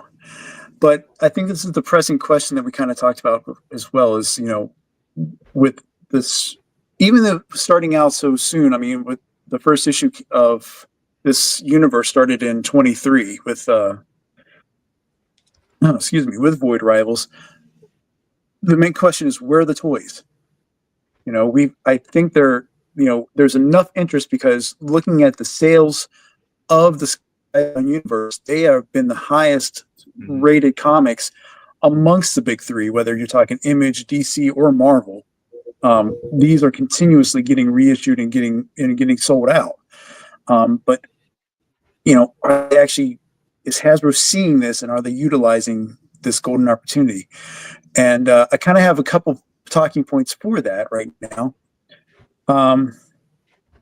history has shown, and what you guys have also, said in regards to like your collectings throughout the decades is there have always been crossovers between these two franchises and in toys. I mean, most recently within Generations, we've seen, what is it now, 3 or 4 of the collaborations of the Transformers and G.I. Joe, whether it's the Thunder Machine and Soundwave, Cup, and the Triple T, which is a fantastic toy combination. Yes. Megatron as a hiss tank was not the top. Bumblebee was trash. Bumblebee was trash. Yeah. Did I say that one Bumblebee word? looks like freaking Forrest Gump with the things on his leg. It was great in alt mode. It was fine, but bot mode was so bad. Oh my! Well, that was the thing. That Bumblebee was terrible. Up until Soundwave, and I don't own Soundwave. I want to get them, but I've been waiting on a sale. Hopefully, Prime Day will be like a Ross level sale. I can finally get them, but they really didn't know what they were doing. And then with Cup, it's like, oh my God, this is great. More of this. And then since Cup, they've been like, we don't know. So, I know. I got the look, Titan. Yeah. I know. Hey, it's not my bus. I'm not driving. That's cool. Whatever. That's when your mind's thinking faster than your mouth at times. So, but I agree with you. I mean, the whole idea of this collaboration stuff has worked in the past. Hopefully they're going to continue on now. The only thing we've really seen collaboration wise tying to the Energon universe, and it was really just like I don't know if it was like just a display or an idea, but there was the reissue of the War for Cybertron Jetfire with 2 3¼ inch articulated members of the from the Void Rivals. What we got there? Well, you're talking about the Revolution set that that Bobby Valla did, but there was this. You guys remember this? Yep. No, I don't. Oh yeah, these are the San Diego Comic-Con crossover sets. Yeah. That is hands down the best Sky Striker there is. That Jetfire and that Hound Vamp. Yeah, there were a bunch of these sets. The coolest, in my opinion, was the Prime Soundwaves that were repurposed into bats with Old Snake. Oh yeah, with the Old Snake for sure. And then like the Constructicon Battle Android Troopers that came with one of these sets, they're amazing. You know that I got to back up for a second. So the thing about, and I try to be very mindful of verbiage to not confuse. So these are crossovers, what I just showed, the San Diego Comic-Con crossover sets. What they're putting out now, they call them collabs or collaborate, right? The Transformer collaborations. It has like this massively long, ridiculous name. But the thing about those, as a Joe guy, as a 1/18 scale Joe guy, they only have to interact with the figures in their alt mode. That's it. So yeah, the Mega Hiss, when he's in robot mode and he has a big stupid shopping cart on his back, it looks a little wonky. But the head's Megatron. He's got some of like the unifying elements of Megatron. You're like, whatever. He's Megatron with a shopping cart and Baroness riding in the bucket. But they shine in their alt modes because having 66, 67 hisses at last count, when that Mega Hiss is in my row of hisses, he blends right in. The only way you can tell the difference is he has the gray in the front and he has the different weapon system on the top. That's it. But size, scale, like physical space, perfect. The Thunder Wave, you wouldn't know that wasn't the old school Thunder Machine, except for the colors are a little brighter and you turn him over and he's got a cassette tape. So in their alt modes, they're brilliant. In their bot modes, a couple of them, weren't that great. Cup's pretty good. And the Soundwave, oddly enough, my masterpiece Soundwave is right over here. Soundwave, the Thunder Wave in bot mode is larger than the masterpiece Soundwave. So I don't know. To me, I think they're doing a good job. Plus, there's that rumored Titan scale one coming out, which to me, it's going to be Jetfire. Makes sense. I think the biggest miss they made back in the day, I think this is a conversation that I had with T-Man probably a decade ago, And do you remember they used to have the subline for like the base stuff called Human Alliance? Oh yeah, they were pretty good. They were masterpiece kind of feeling. Yeah, and they had smaller ones too, and some of those vehicles were kind of homages. Yeah, the army vehicles. Yeah, the army vehicles. And I think, T, if it wasn't you, keep me honest here, but I'm pretty sure you said, why did they make them nest? They could have just made it G.I. Joe in universe, and they waited all the way to Rise of the Beasts to do it. And then it was the most hackneyed thing, the way they did it in Rise of the Beasts, because it was like, we're really doing this? Yeah, they could have, since the first Transformers movie, it could have always been G.I. Joe. Since they felt like G.I. Joe, and they had their own plot line. That team was G.I. Joe, 100%. Yeah. Like Lennox could have They just couldn't call it that, I guess.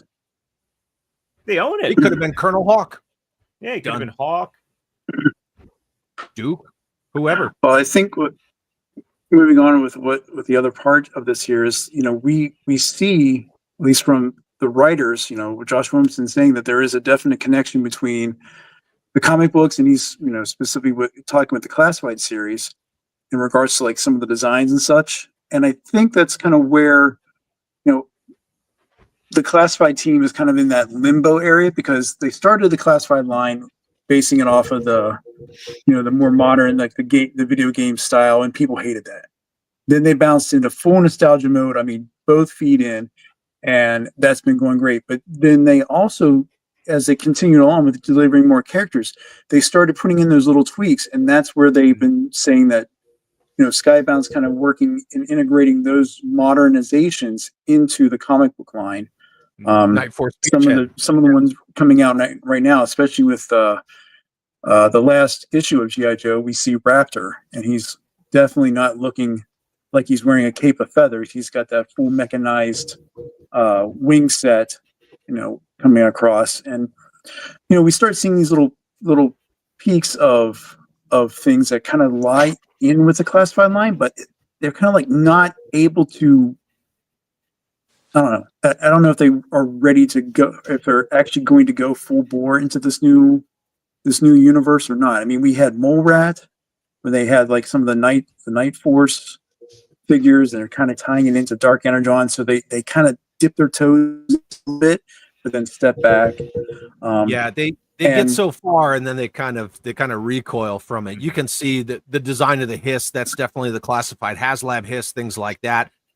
Their shin armor, etc., certain aesthetics, but they just have this thing about they don't want to go too deep in the water about it. But the Night Force Beachhead that's coming out in that 2-pack with Quick Kick, that is directly from this over here. So, yep. And while like Hasbro could have that freedom to go into that and kind of create a little more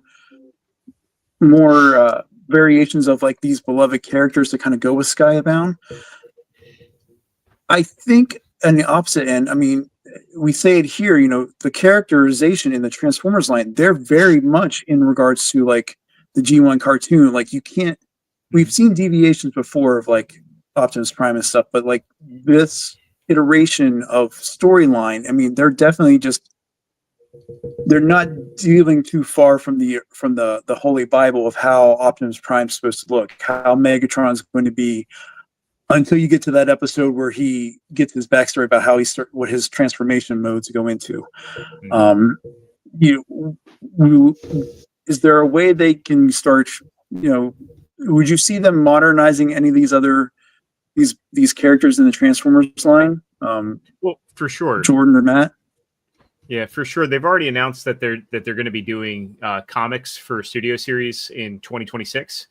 No, they did say, well, we don't know that we're going to be able to get the Skybound. I think that's unfortunate. I think what would be super smart, and again, this goes back to my criticisms and critique of their marketing and distribution teams, and why I think that they need to be put on like, performance improvement or something. They should have things on the back of these boxes saying like, hey, read about the Transformers and Skybound, and have a link to Image Comics, QR code.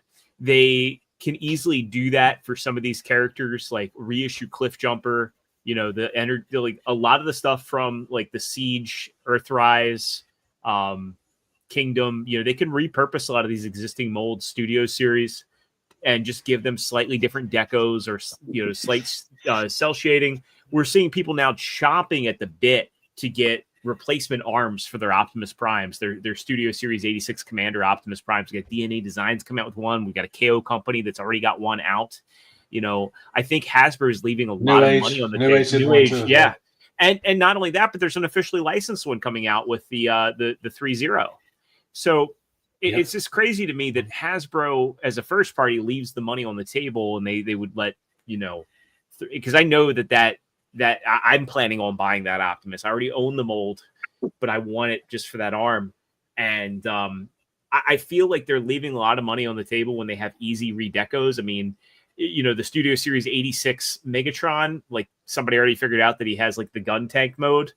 And yeah, they could definitely sell these figures to multiple audiences. You could sell it to the same mold, somebody that wants it for their 86 movie representation, and then the new audience that's coming in for these comics, and then put your QR code on the back of the boxes so people are like, hey, there's media, it's worthwhile, you know.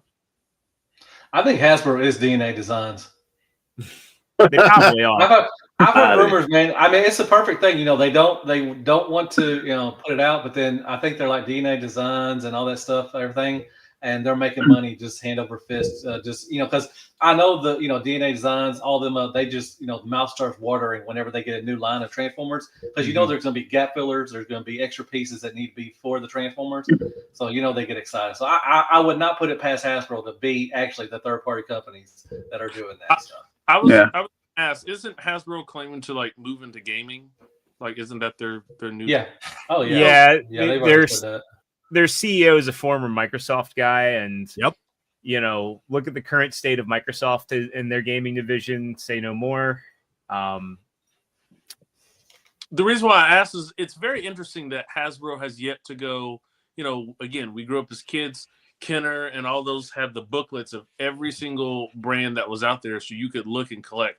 It's surprising to me Hasbro hasn't gone, hey, buy this figure and here's a QR code for a skin for Fortnite or for Call of Duty or for one of your various mobile games where you can get skins. That'd be really cool. Like, hey, download this. Well, you know, Optimus Prime Gen 1 as a skin and you get bonus credits. Or it's always half cocked, because you remember Robots in Disguise had that, where they replaced the faction symbols with those little circular discs. Yeah. Mm-hmm. You know, and Classified has the QR code that doesn't do anything because Hasbro hasn't cared enough to actually build that website out. And as our Fortnite expert, I know T-Man will definitely say there have been seasons where we have seen a lot of these figures, not only from Transformers, but also G.I. Joe in Fortnite. Only Snake Eyes. Snake Eyes, he's 100% classified Snake Eyes. And the Transformers is something that their own designs, besides Rise of the Beast, Primal, and Optimus. But I just found out that you could buy Bumblebee as a car on Fortnite and Rocket League. I just started playing Rocket League, and I found out that when you get a victory, he actually transforms into the Bumblebee and celebrates. I was like, I did not know that. I would have bought that car. For Switch, they still sell the skin packs, like, as you know, the little card where you tear it open, where you can get the Transformers. Yeah, but the Snake Eyes, it was a one and done, you know, promotional thing, and they're not gonna re-release that Snake Eye skin, because trust me, I want it and I can't get it. The same with that freaking Havoc skin, which is Firefly, but we're not talking about Fortnite. But that being said, so now they're doing Overwatch G.I. Joe, and I'm like, you already got Snake Eyes in Fortnite. Come on, man. I want to run around as Destro or the Baroness. Yeah. You know, like, give me some more of that. Again, look, the reality is that Hasbro suffers from their own hubris, period. End of story. They know that they own these IPs that have lots of name recognition. I mean, think about Motley Crue. Motley Crue's got all the name recognition. Look at Vince Neil now. Come on, it's a joke. But they treat G.I. Joe Transformers, a little less, right? But I have more skin in the G.I. Joe game. I have more knowledge behind that. Everything is approached by, just put it out, they'll buy it. Well, we could do this. This would be great. No. We're not going to do that. Just do this. Yeah. And yes, a lot of that is Chris Cox, but it's the executives that have his ear. Now, if we go all the way back to 1994 with A Real American Hero and Sergeant Savage, which was, Kirk Bazigian's love letter to like Sergeant Rock and Captain America and all that stuff. He had Kubert on board for the art. Well, this executive named Ginger Kent, she had Alan Hassenfeld's ear, and she was like, we should really kill both of those lines, and we should give G.I. Joe to the people in Cincinnati that we just got from Kenner, and that's how we got G.I. Joe Extreme. And that was it was an exercise in futility. Extreme died, and they went right back to the Real American Hero style of figures. Hasbro can't get out of Hasbro's way.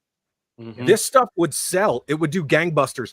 And I'm not just talking 1/12 scale or masterpiece. You could do this in, leader class or whatever kind of Transformer class. You could do this in 3 different G.I. Joe scales, and that stuff would sell like mad.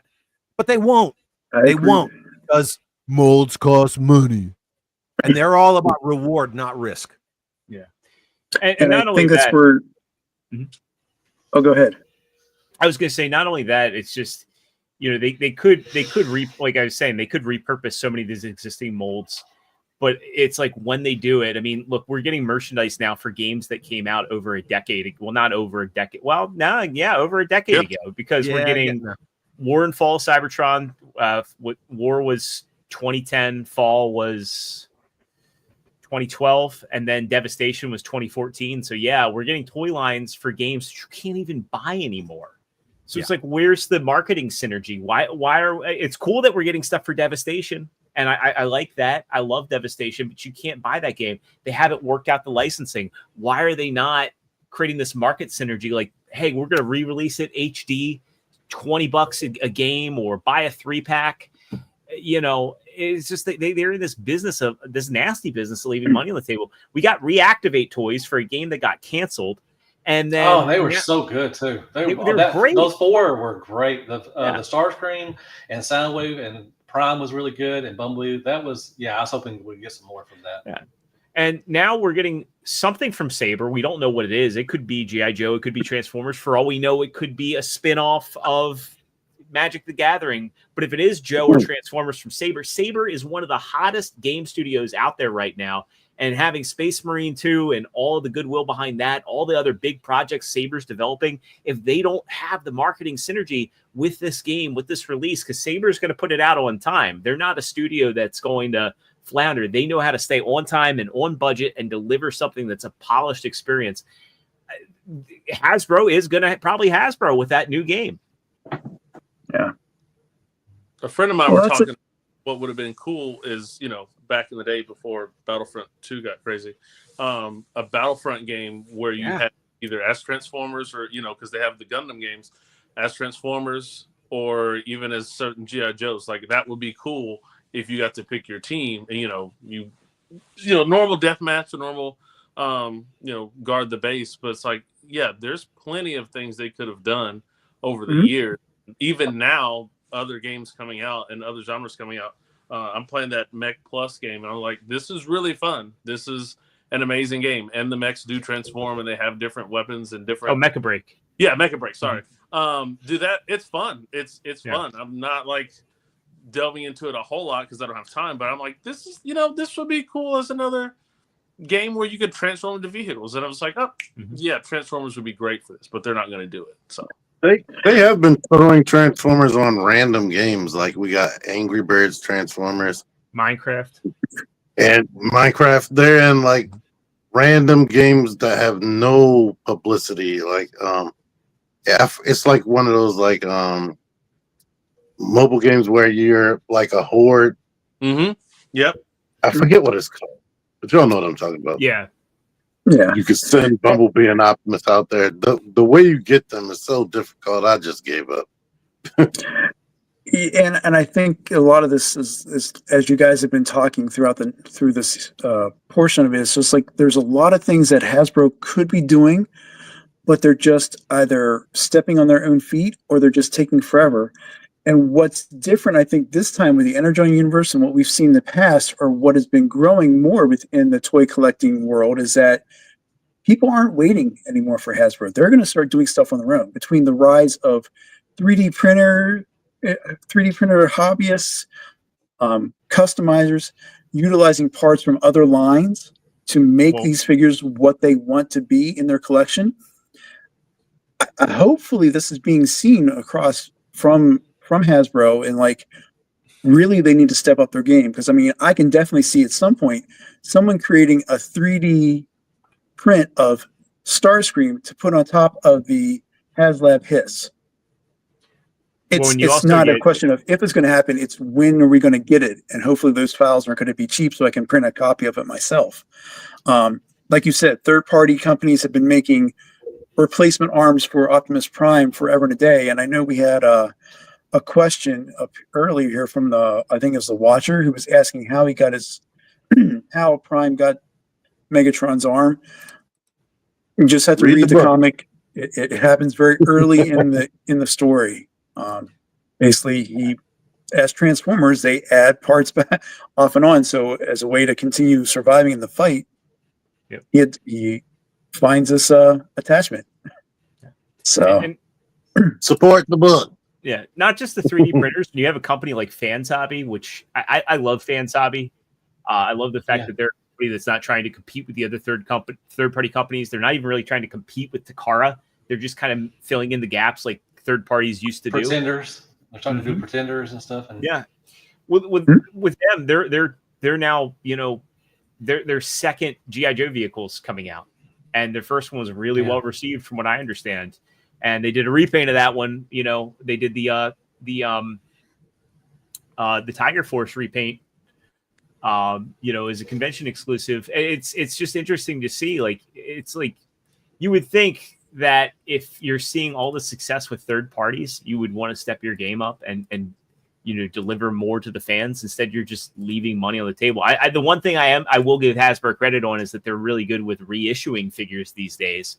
If there's demand for a figure, they're not just leaving that for the secondary market.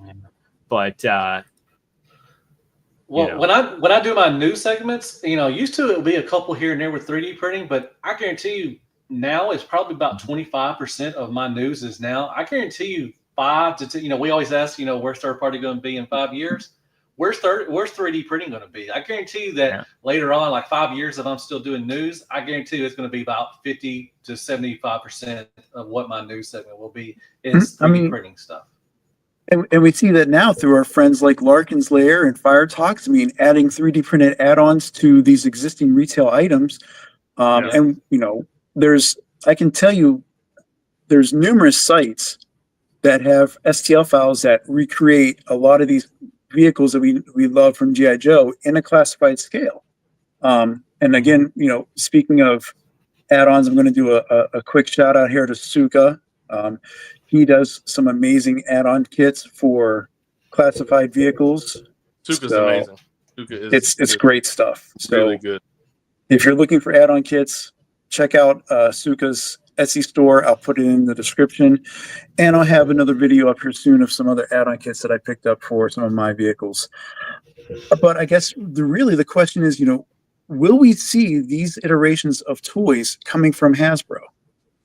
You know, will we see this revamped armor of the Baroness? You know, will we see I mean, we talked about it earlier, and unfortunately, Chad had to leave for another reason for tonight. But we loved having him on. But I mean, are we going to see an exclusive, you know, Megatron with, you know, his eyes and that connected to Laserbeak? That type of stuff. You know, it should be cool. The Megatron thing, but the other stuff, Yeah, I think we'll get some of it as exclusives, and I think that's part of the problem too, is that Hasbro isn't willing to take new popular media and make it available to the masses. Like doing stuff like Flame and Zeron as, you know, Hasbro Pulse exclusives, great. You know, those are super niche characters.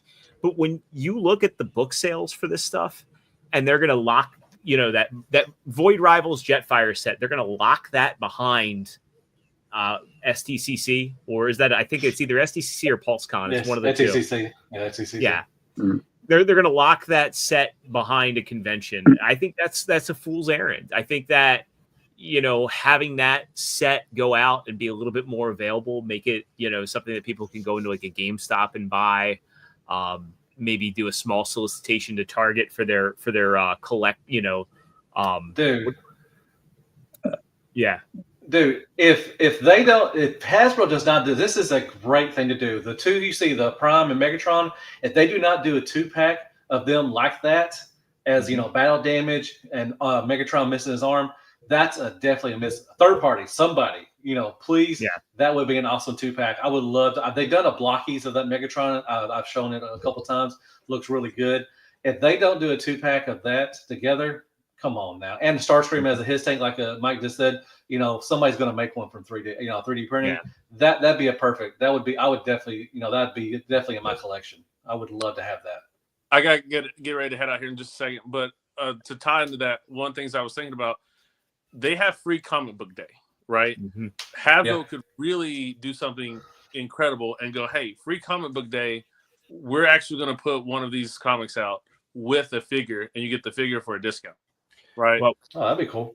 Yeah. Just in general, to see something of tying in again this comic book media of how great they are, but going, hey, here's the comic book. I now have the figure too, right? Now it's also getting little kids to reenact that. But well, if you go back to Thrilling 30, they did that, and what they should do is they should work with Image, and create these blister card packs, because they're doing the retro packs right now. You get Bumblebee and Gears on retro packs, even though they're modern figures. Do that and include some of the issues just to get people to get into the books, to get the books in their hands and get those books. Because like comic shops, I don't have a nearby comic shop or a comic shop that's really easy to get to. But if they did that, and they kind of tried to do it with page punchers, but the little figurines they got with page punchers are kind of lousy and it didn't take off. But if they did an actual Transformer, I think they might have more success, because that's how I got into IDW. How I even started reading is I had a stack of IDW books from the Thrilling 30 stuff I bought. Yeah. I agree.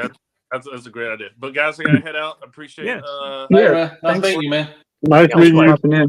To be on here again next time. Yep. Appreciate it. And I guess that's kind of where we're going to kind of bring this to a close, because I mean, I think we've kind of come to a bit of consensus. You know, is Hasbro missing out on this chance to really reintegrate the comics and other media? You know, we talked about the idea of potentially having a streaming animated series from Kirkland that kind of ties this universe together. Is Hasbro truly missing out on it? I'll let you guys speak first before I give my opinion on it. So, T, I'll start with you. I think we just had to wait. Like, this is probably something they just wanted to put out, and they're doing a good job, and now people are interested. So now I think also, since they're slimming down their releases, that's probably one of the reasons why we're not getting them, because they already had their plans of what characters they wanted to put out there. But if we just wait, I think they'll eventually start giving us what we want as far as this. Okay. Matt, what do you think?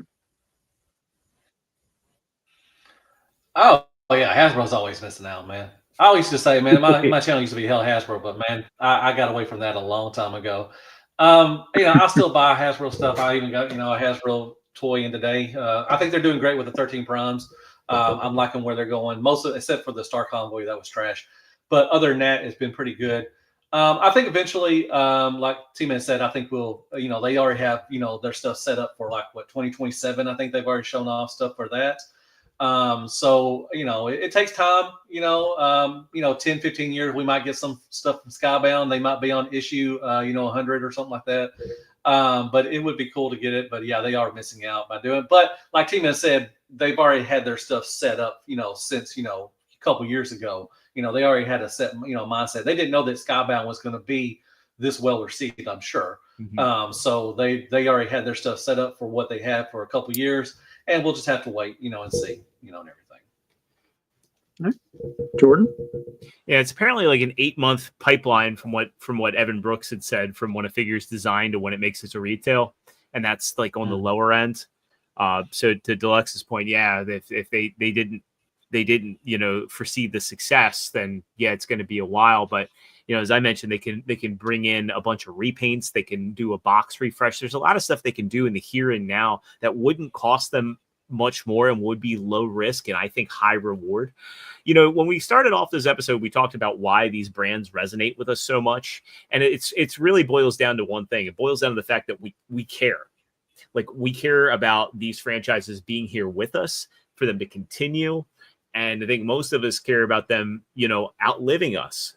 And you look back and when I was growing up, I would see like a lot of franchises that were before my time, that didn't have anything new, that were kind of fizzling out. Things like Charleston Comics or the Lone Ranger, your Flash Gordons, that sort of stuff, really obscure cartoons. And you'd find an older person that was excited about it, and you just didn't really understand it. And I don't want to see either Transformers or G.I. Joe become those brands. So I wish that the people that were in leadership at Hasbro weren't in that mindset of, we're going to make our money now, we're going to cash out, and we're going to leave these things to, shrivel up and die, for lack of a better term. So I really do think that they're missing out. And another thing we touched on earlier in the episode was the fact that back in the 80s and 90s, you had people within the organization, within leadership, that cared, and they wanted these brands firing on all cylinders.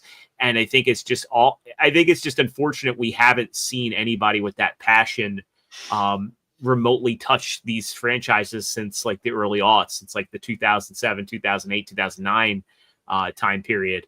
And it makes me sad, but I am still hopeful that maybe, again, we can't say there's no good media right now, because we have Skybound. And if they make an animated series and it's even half as good as what's in the books, I think we've got stuff to look forward to. We just need the marketing there, and we need Hasbro to do something that's appealing to old and new generations, and can actually grow these brands. So I think that's the biggest thing, is that, yeah, they're trying to make their buck, and financially maybe they're not missing out, but I think that they're screwing over future generations, and I think that's kind of a hard thing to stomach. All you guys made excellent points, and I agree with a lot of what you guys are saying. In regards to them missing out, I don't know if I would say they're completely missing out, but I believe that they are very slow and hesitant to really take this new environment, this new invigoration, and really put it into place. Again, their plans probably 2 or 3 years back have been shifting around as much as anything else in this world, as crazy as it's becoming. But I really do think, and to your point, Jordan, with like, if they actually let the animated series go through and Hasbro does not step into it, let that creativity that has been going through the comics under Kirkland's preview go into that animated series, and really let that world gel without their influence or step in or anything like that, I really think that we would get something totally different than what we saw under the War for Cybertron Netflix series, because again, there was a lot of hands into that, and it was really kind of, from what I understand with the behind the scenes, it was very much kind of a lot of interjection and diverting from what the original script and screenplay was going to turn out to be. I think we see, specifically with the G.I. Joe side, there's a little more of a continuity in regards to like the design that the Hasbro team has been putting into their figures first, with what we see in the comic book series. And again, that's to their benefit. But are we going to get those new designs that we see for the new Energon Universe series? Again, it all comes down to Hasbro not, dropping the ball. Hasbro, yeah.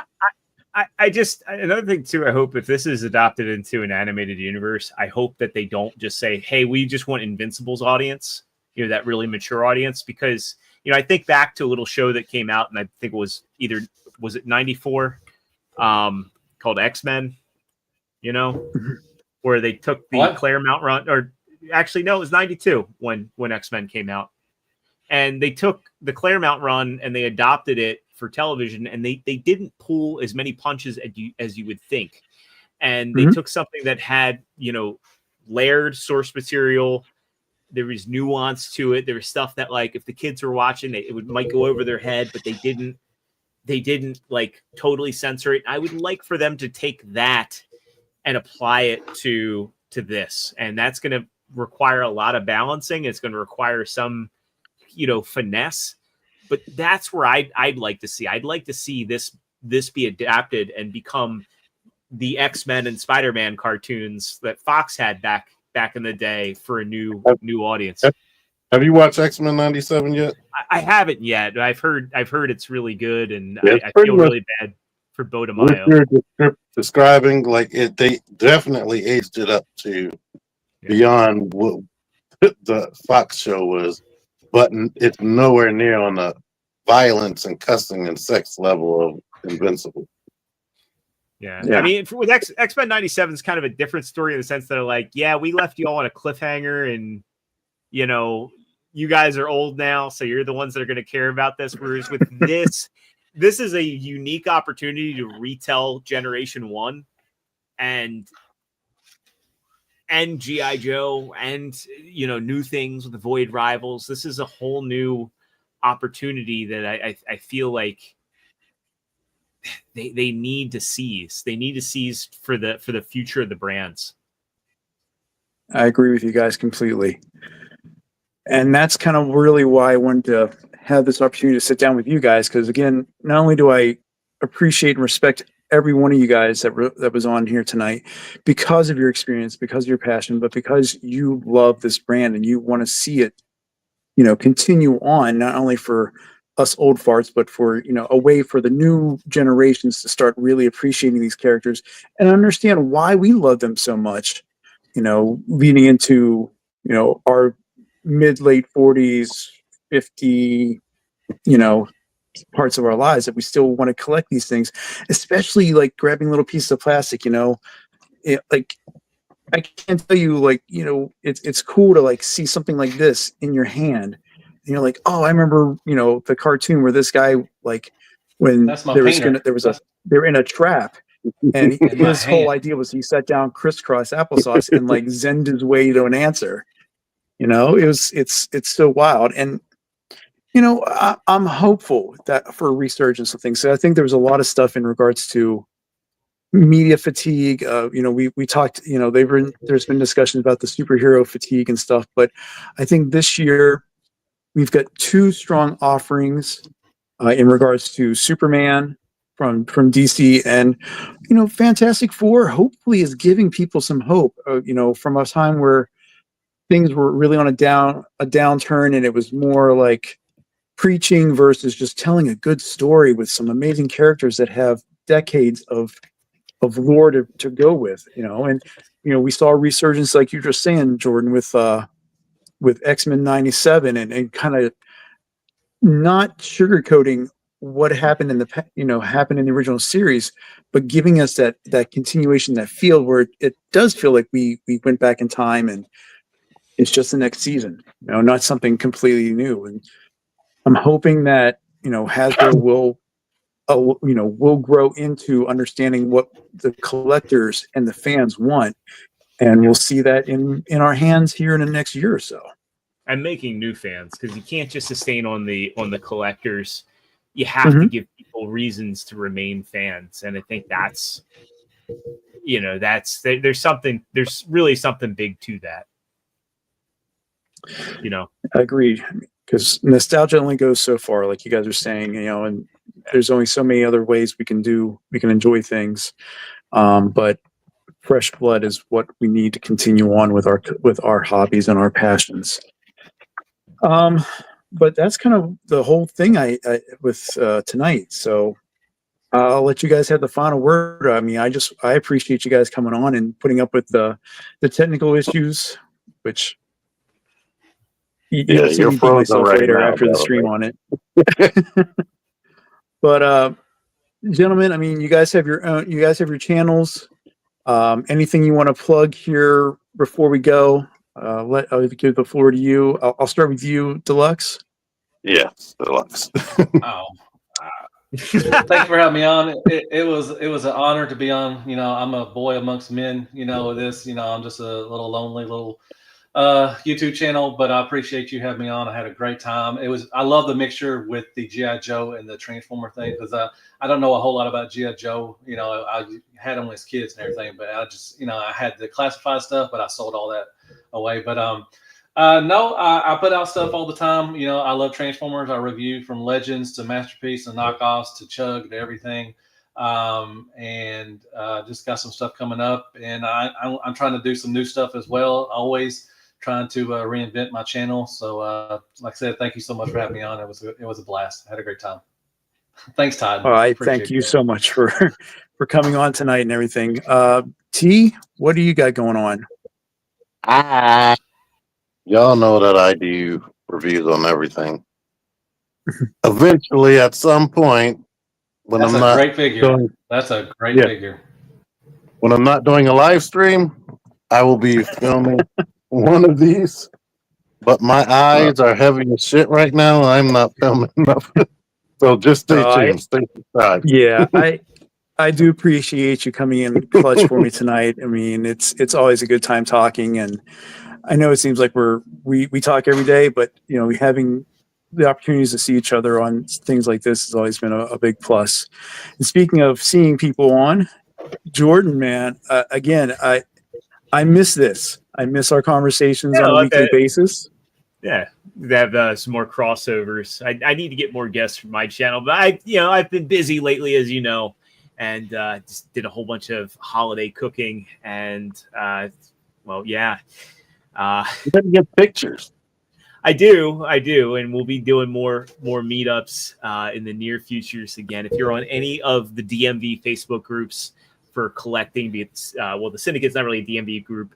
But the Transformers DMV group, the DMV Action Figure Society, keep an eye peeled. I'll be posting opportunities. We're going to be doing one in August because Lance is coming to stay with me for a bit, and I want to get a whole bunch of people together and just kind of give him that whole experience. So late August, we'll be doing another one. I've got my YouTube channel, youtube.com/ExtraZero, and I will be going live tomorrow. I just was overwhelmed with holiday stuff last week, and as a result, I didn't go live, and I also didn't get my collection tour video up because I've just been very busy. And then also I do the Gronky on Dogs podcast, youtube.com/Gronky on Dogs, and Gronk Squad, where Gronky on Dogs is a gaming news discussion show. Gronk Squad is a gameplay live stream. I think we are going live this Friday playing Ben and Ed's Blood Party, so that'll be a lot of fun. So I've been busy.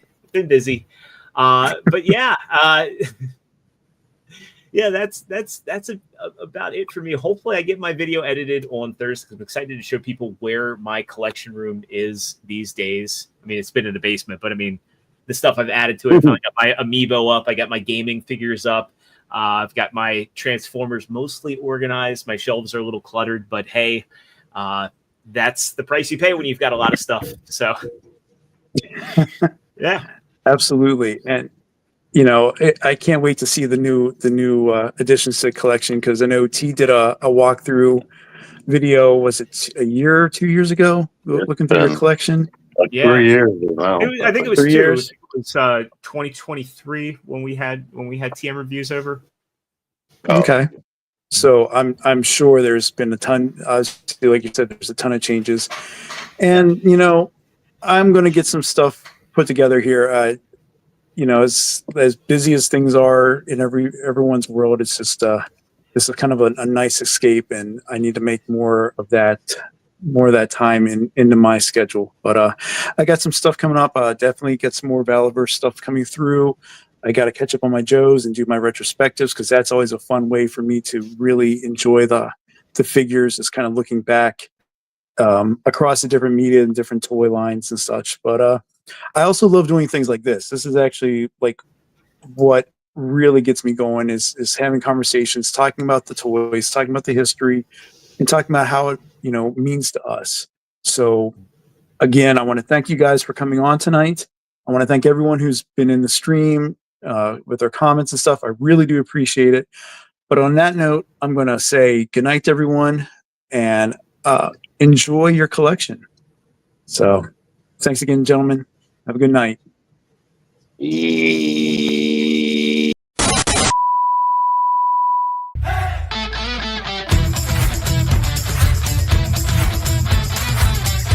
That one's me. Fear.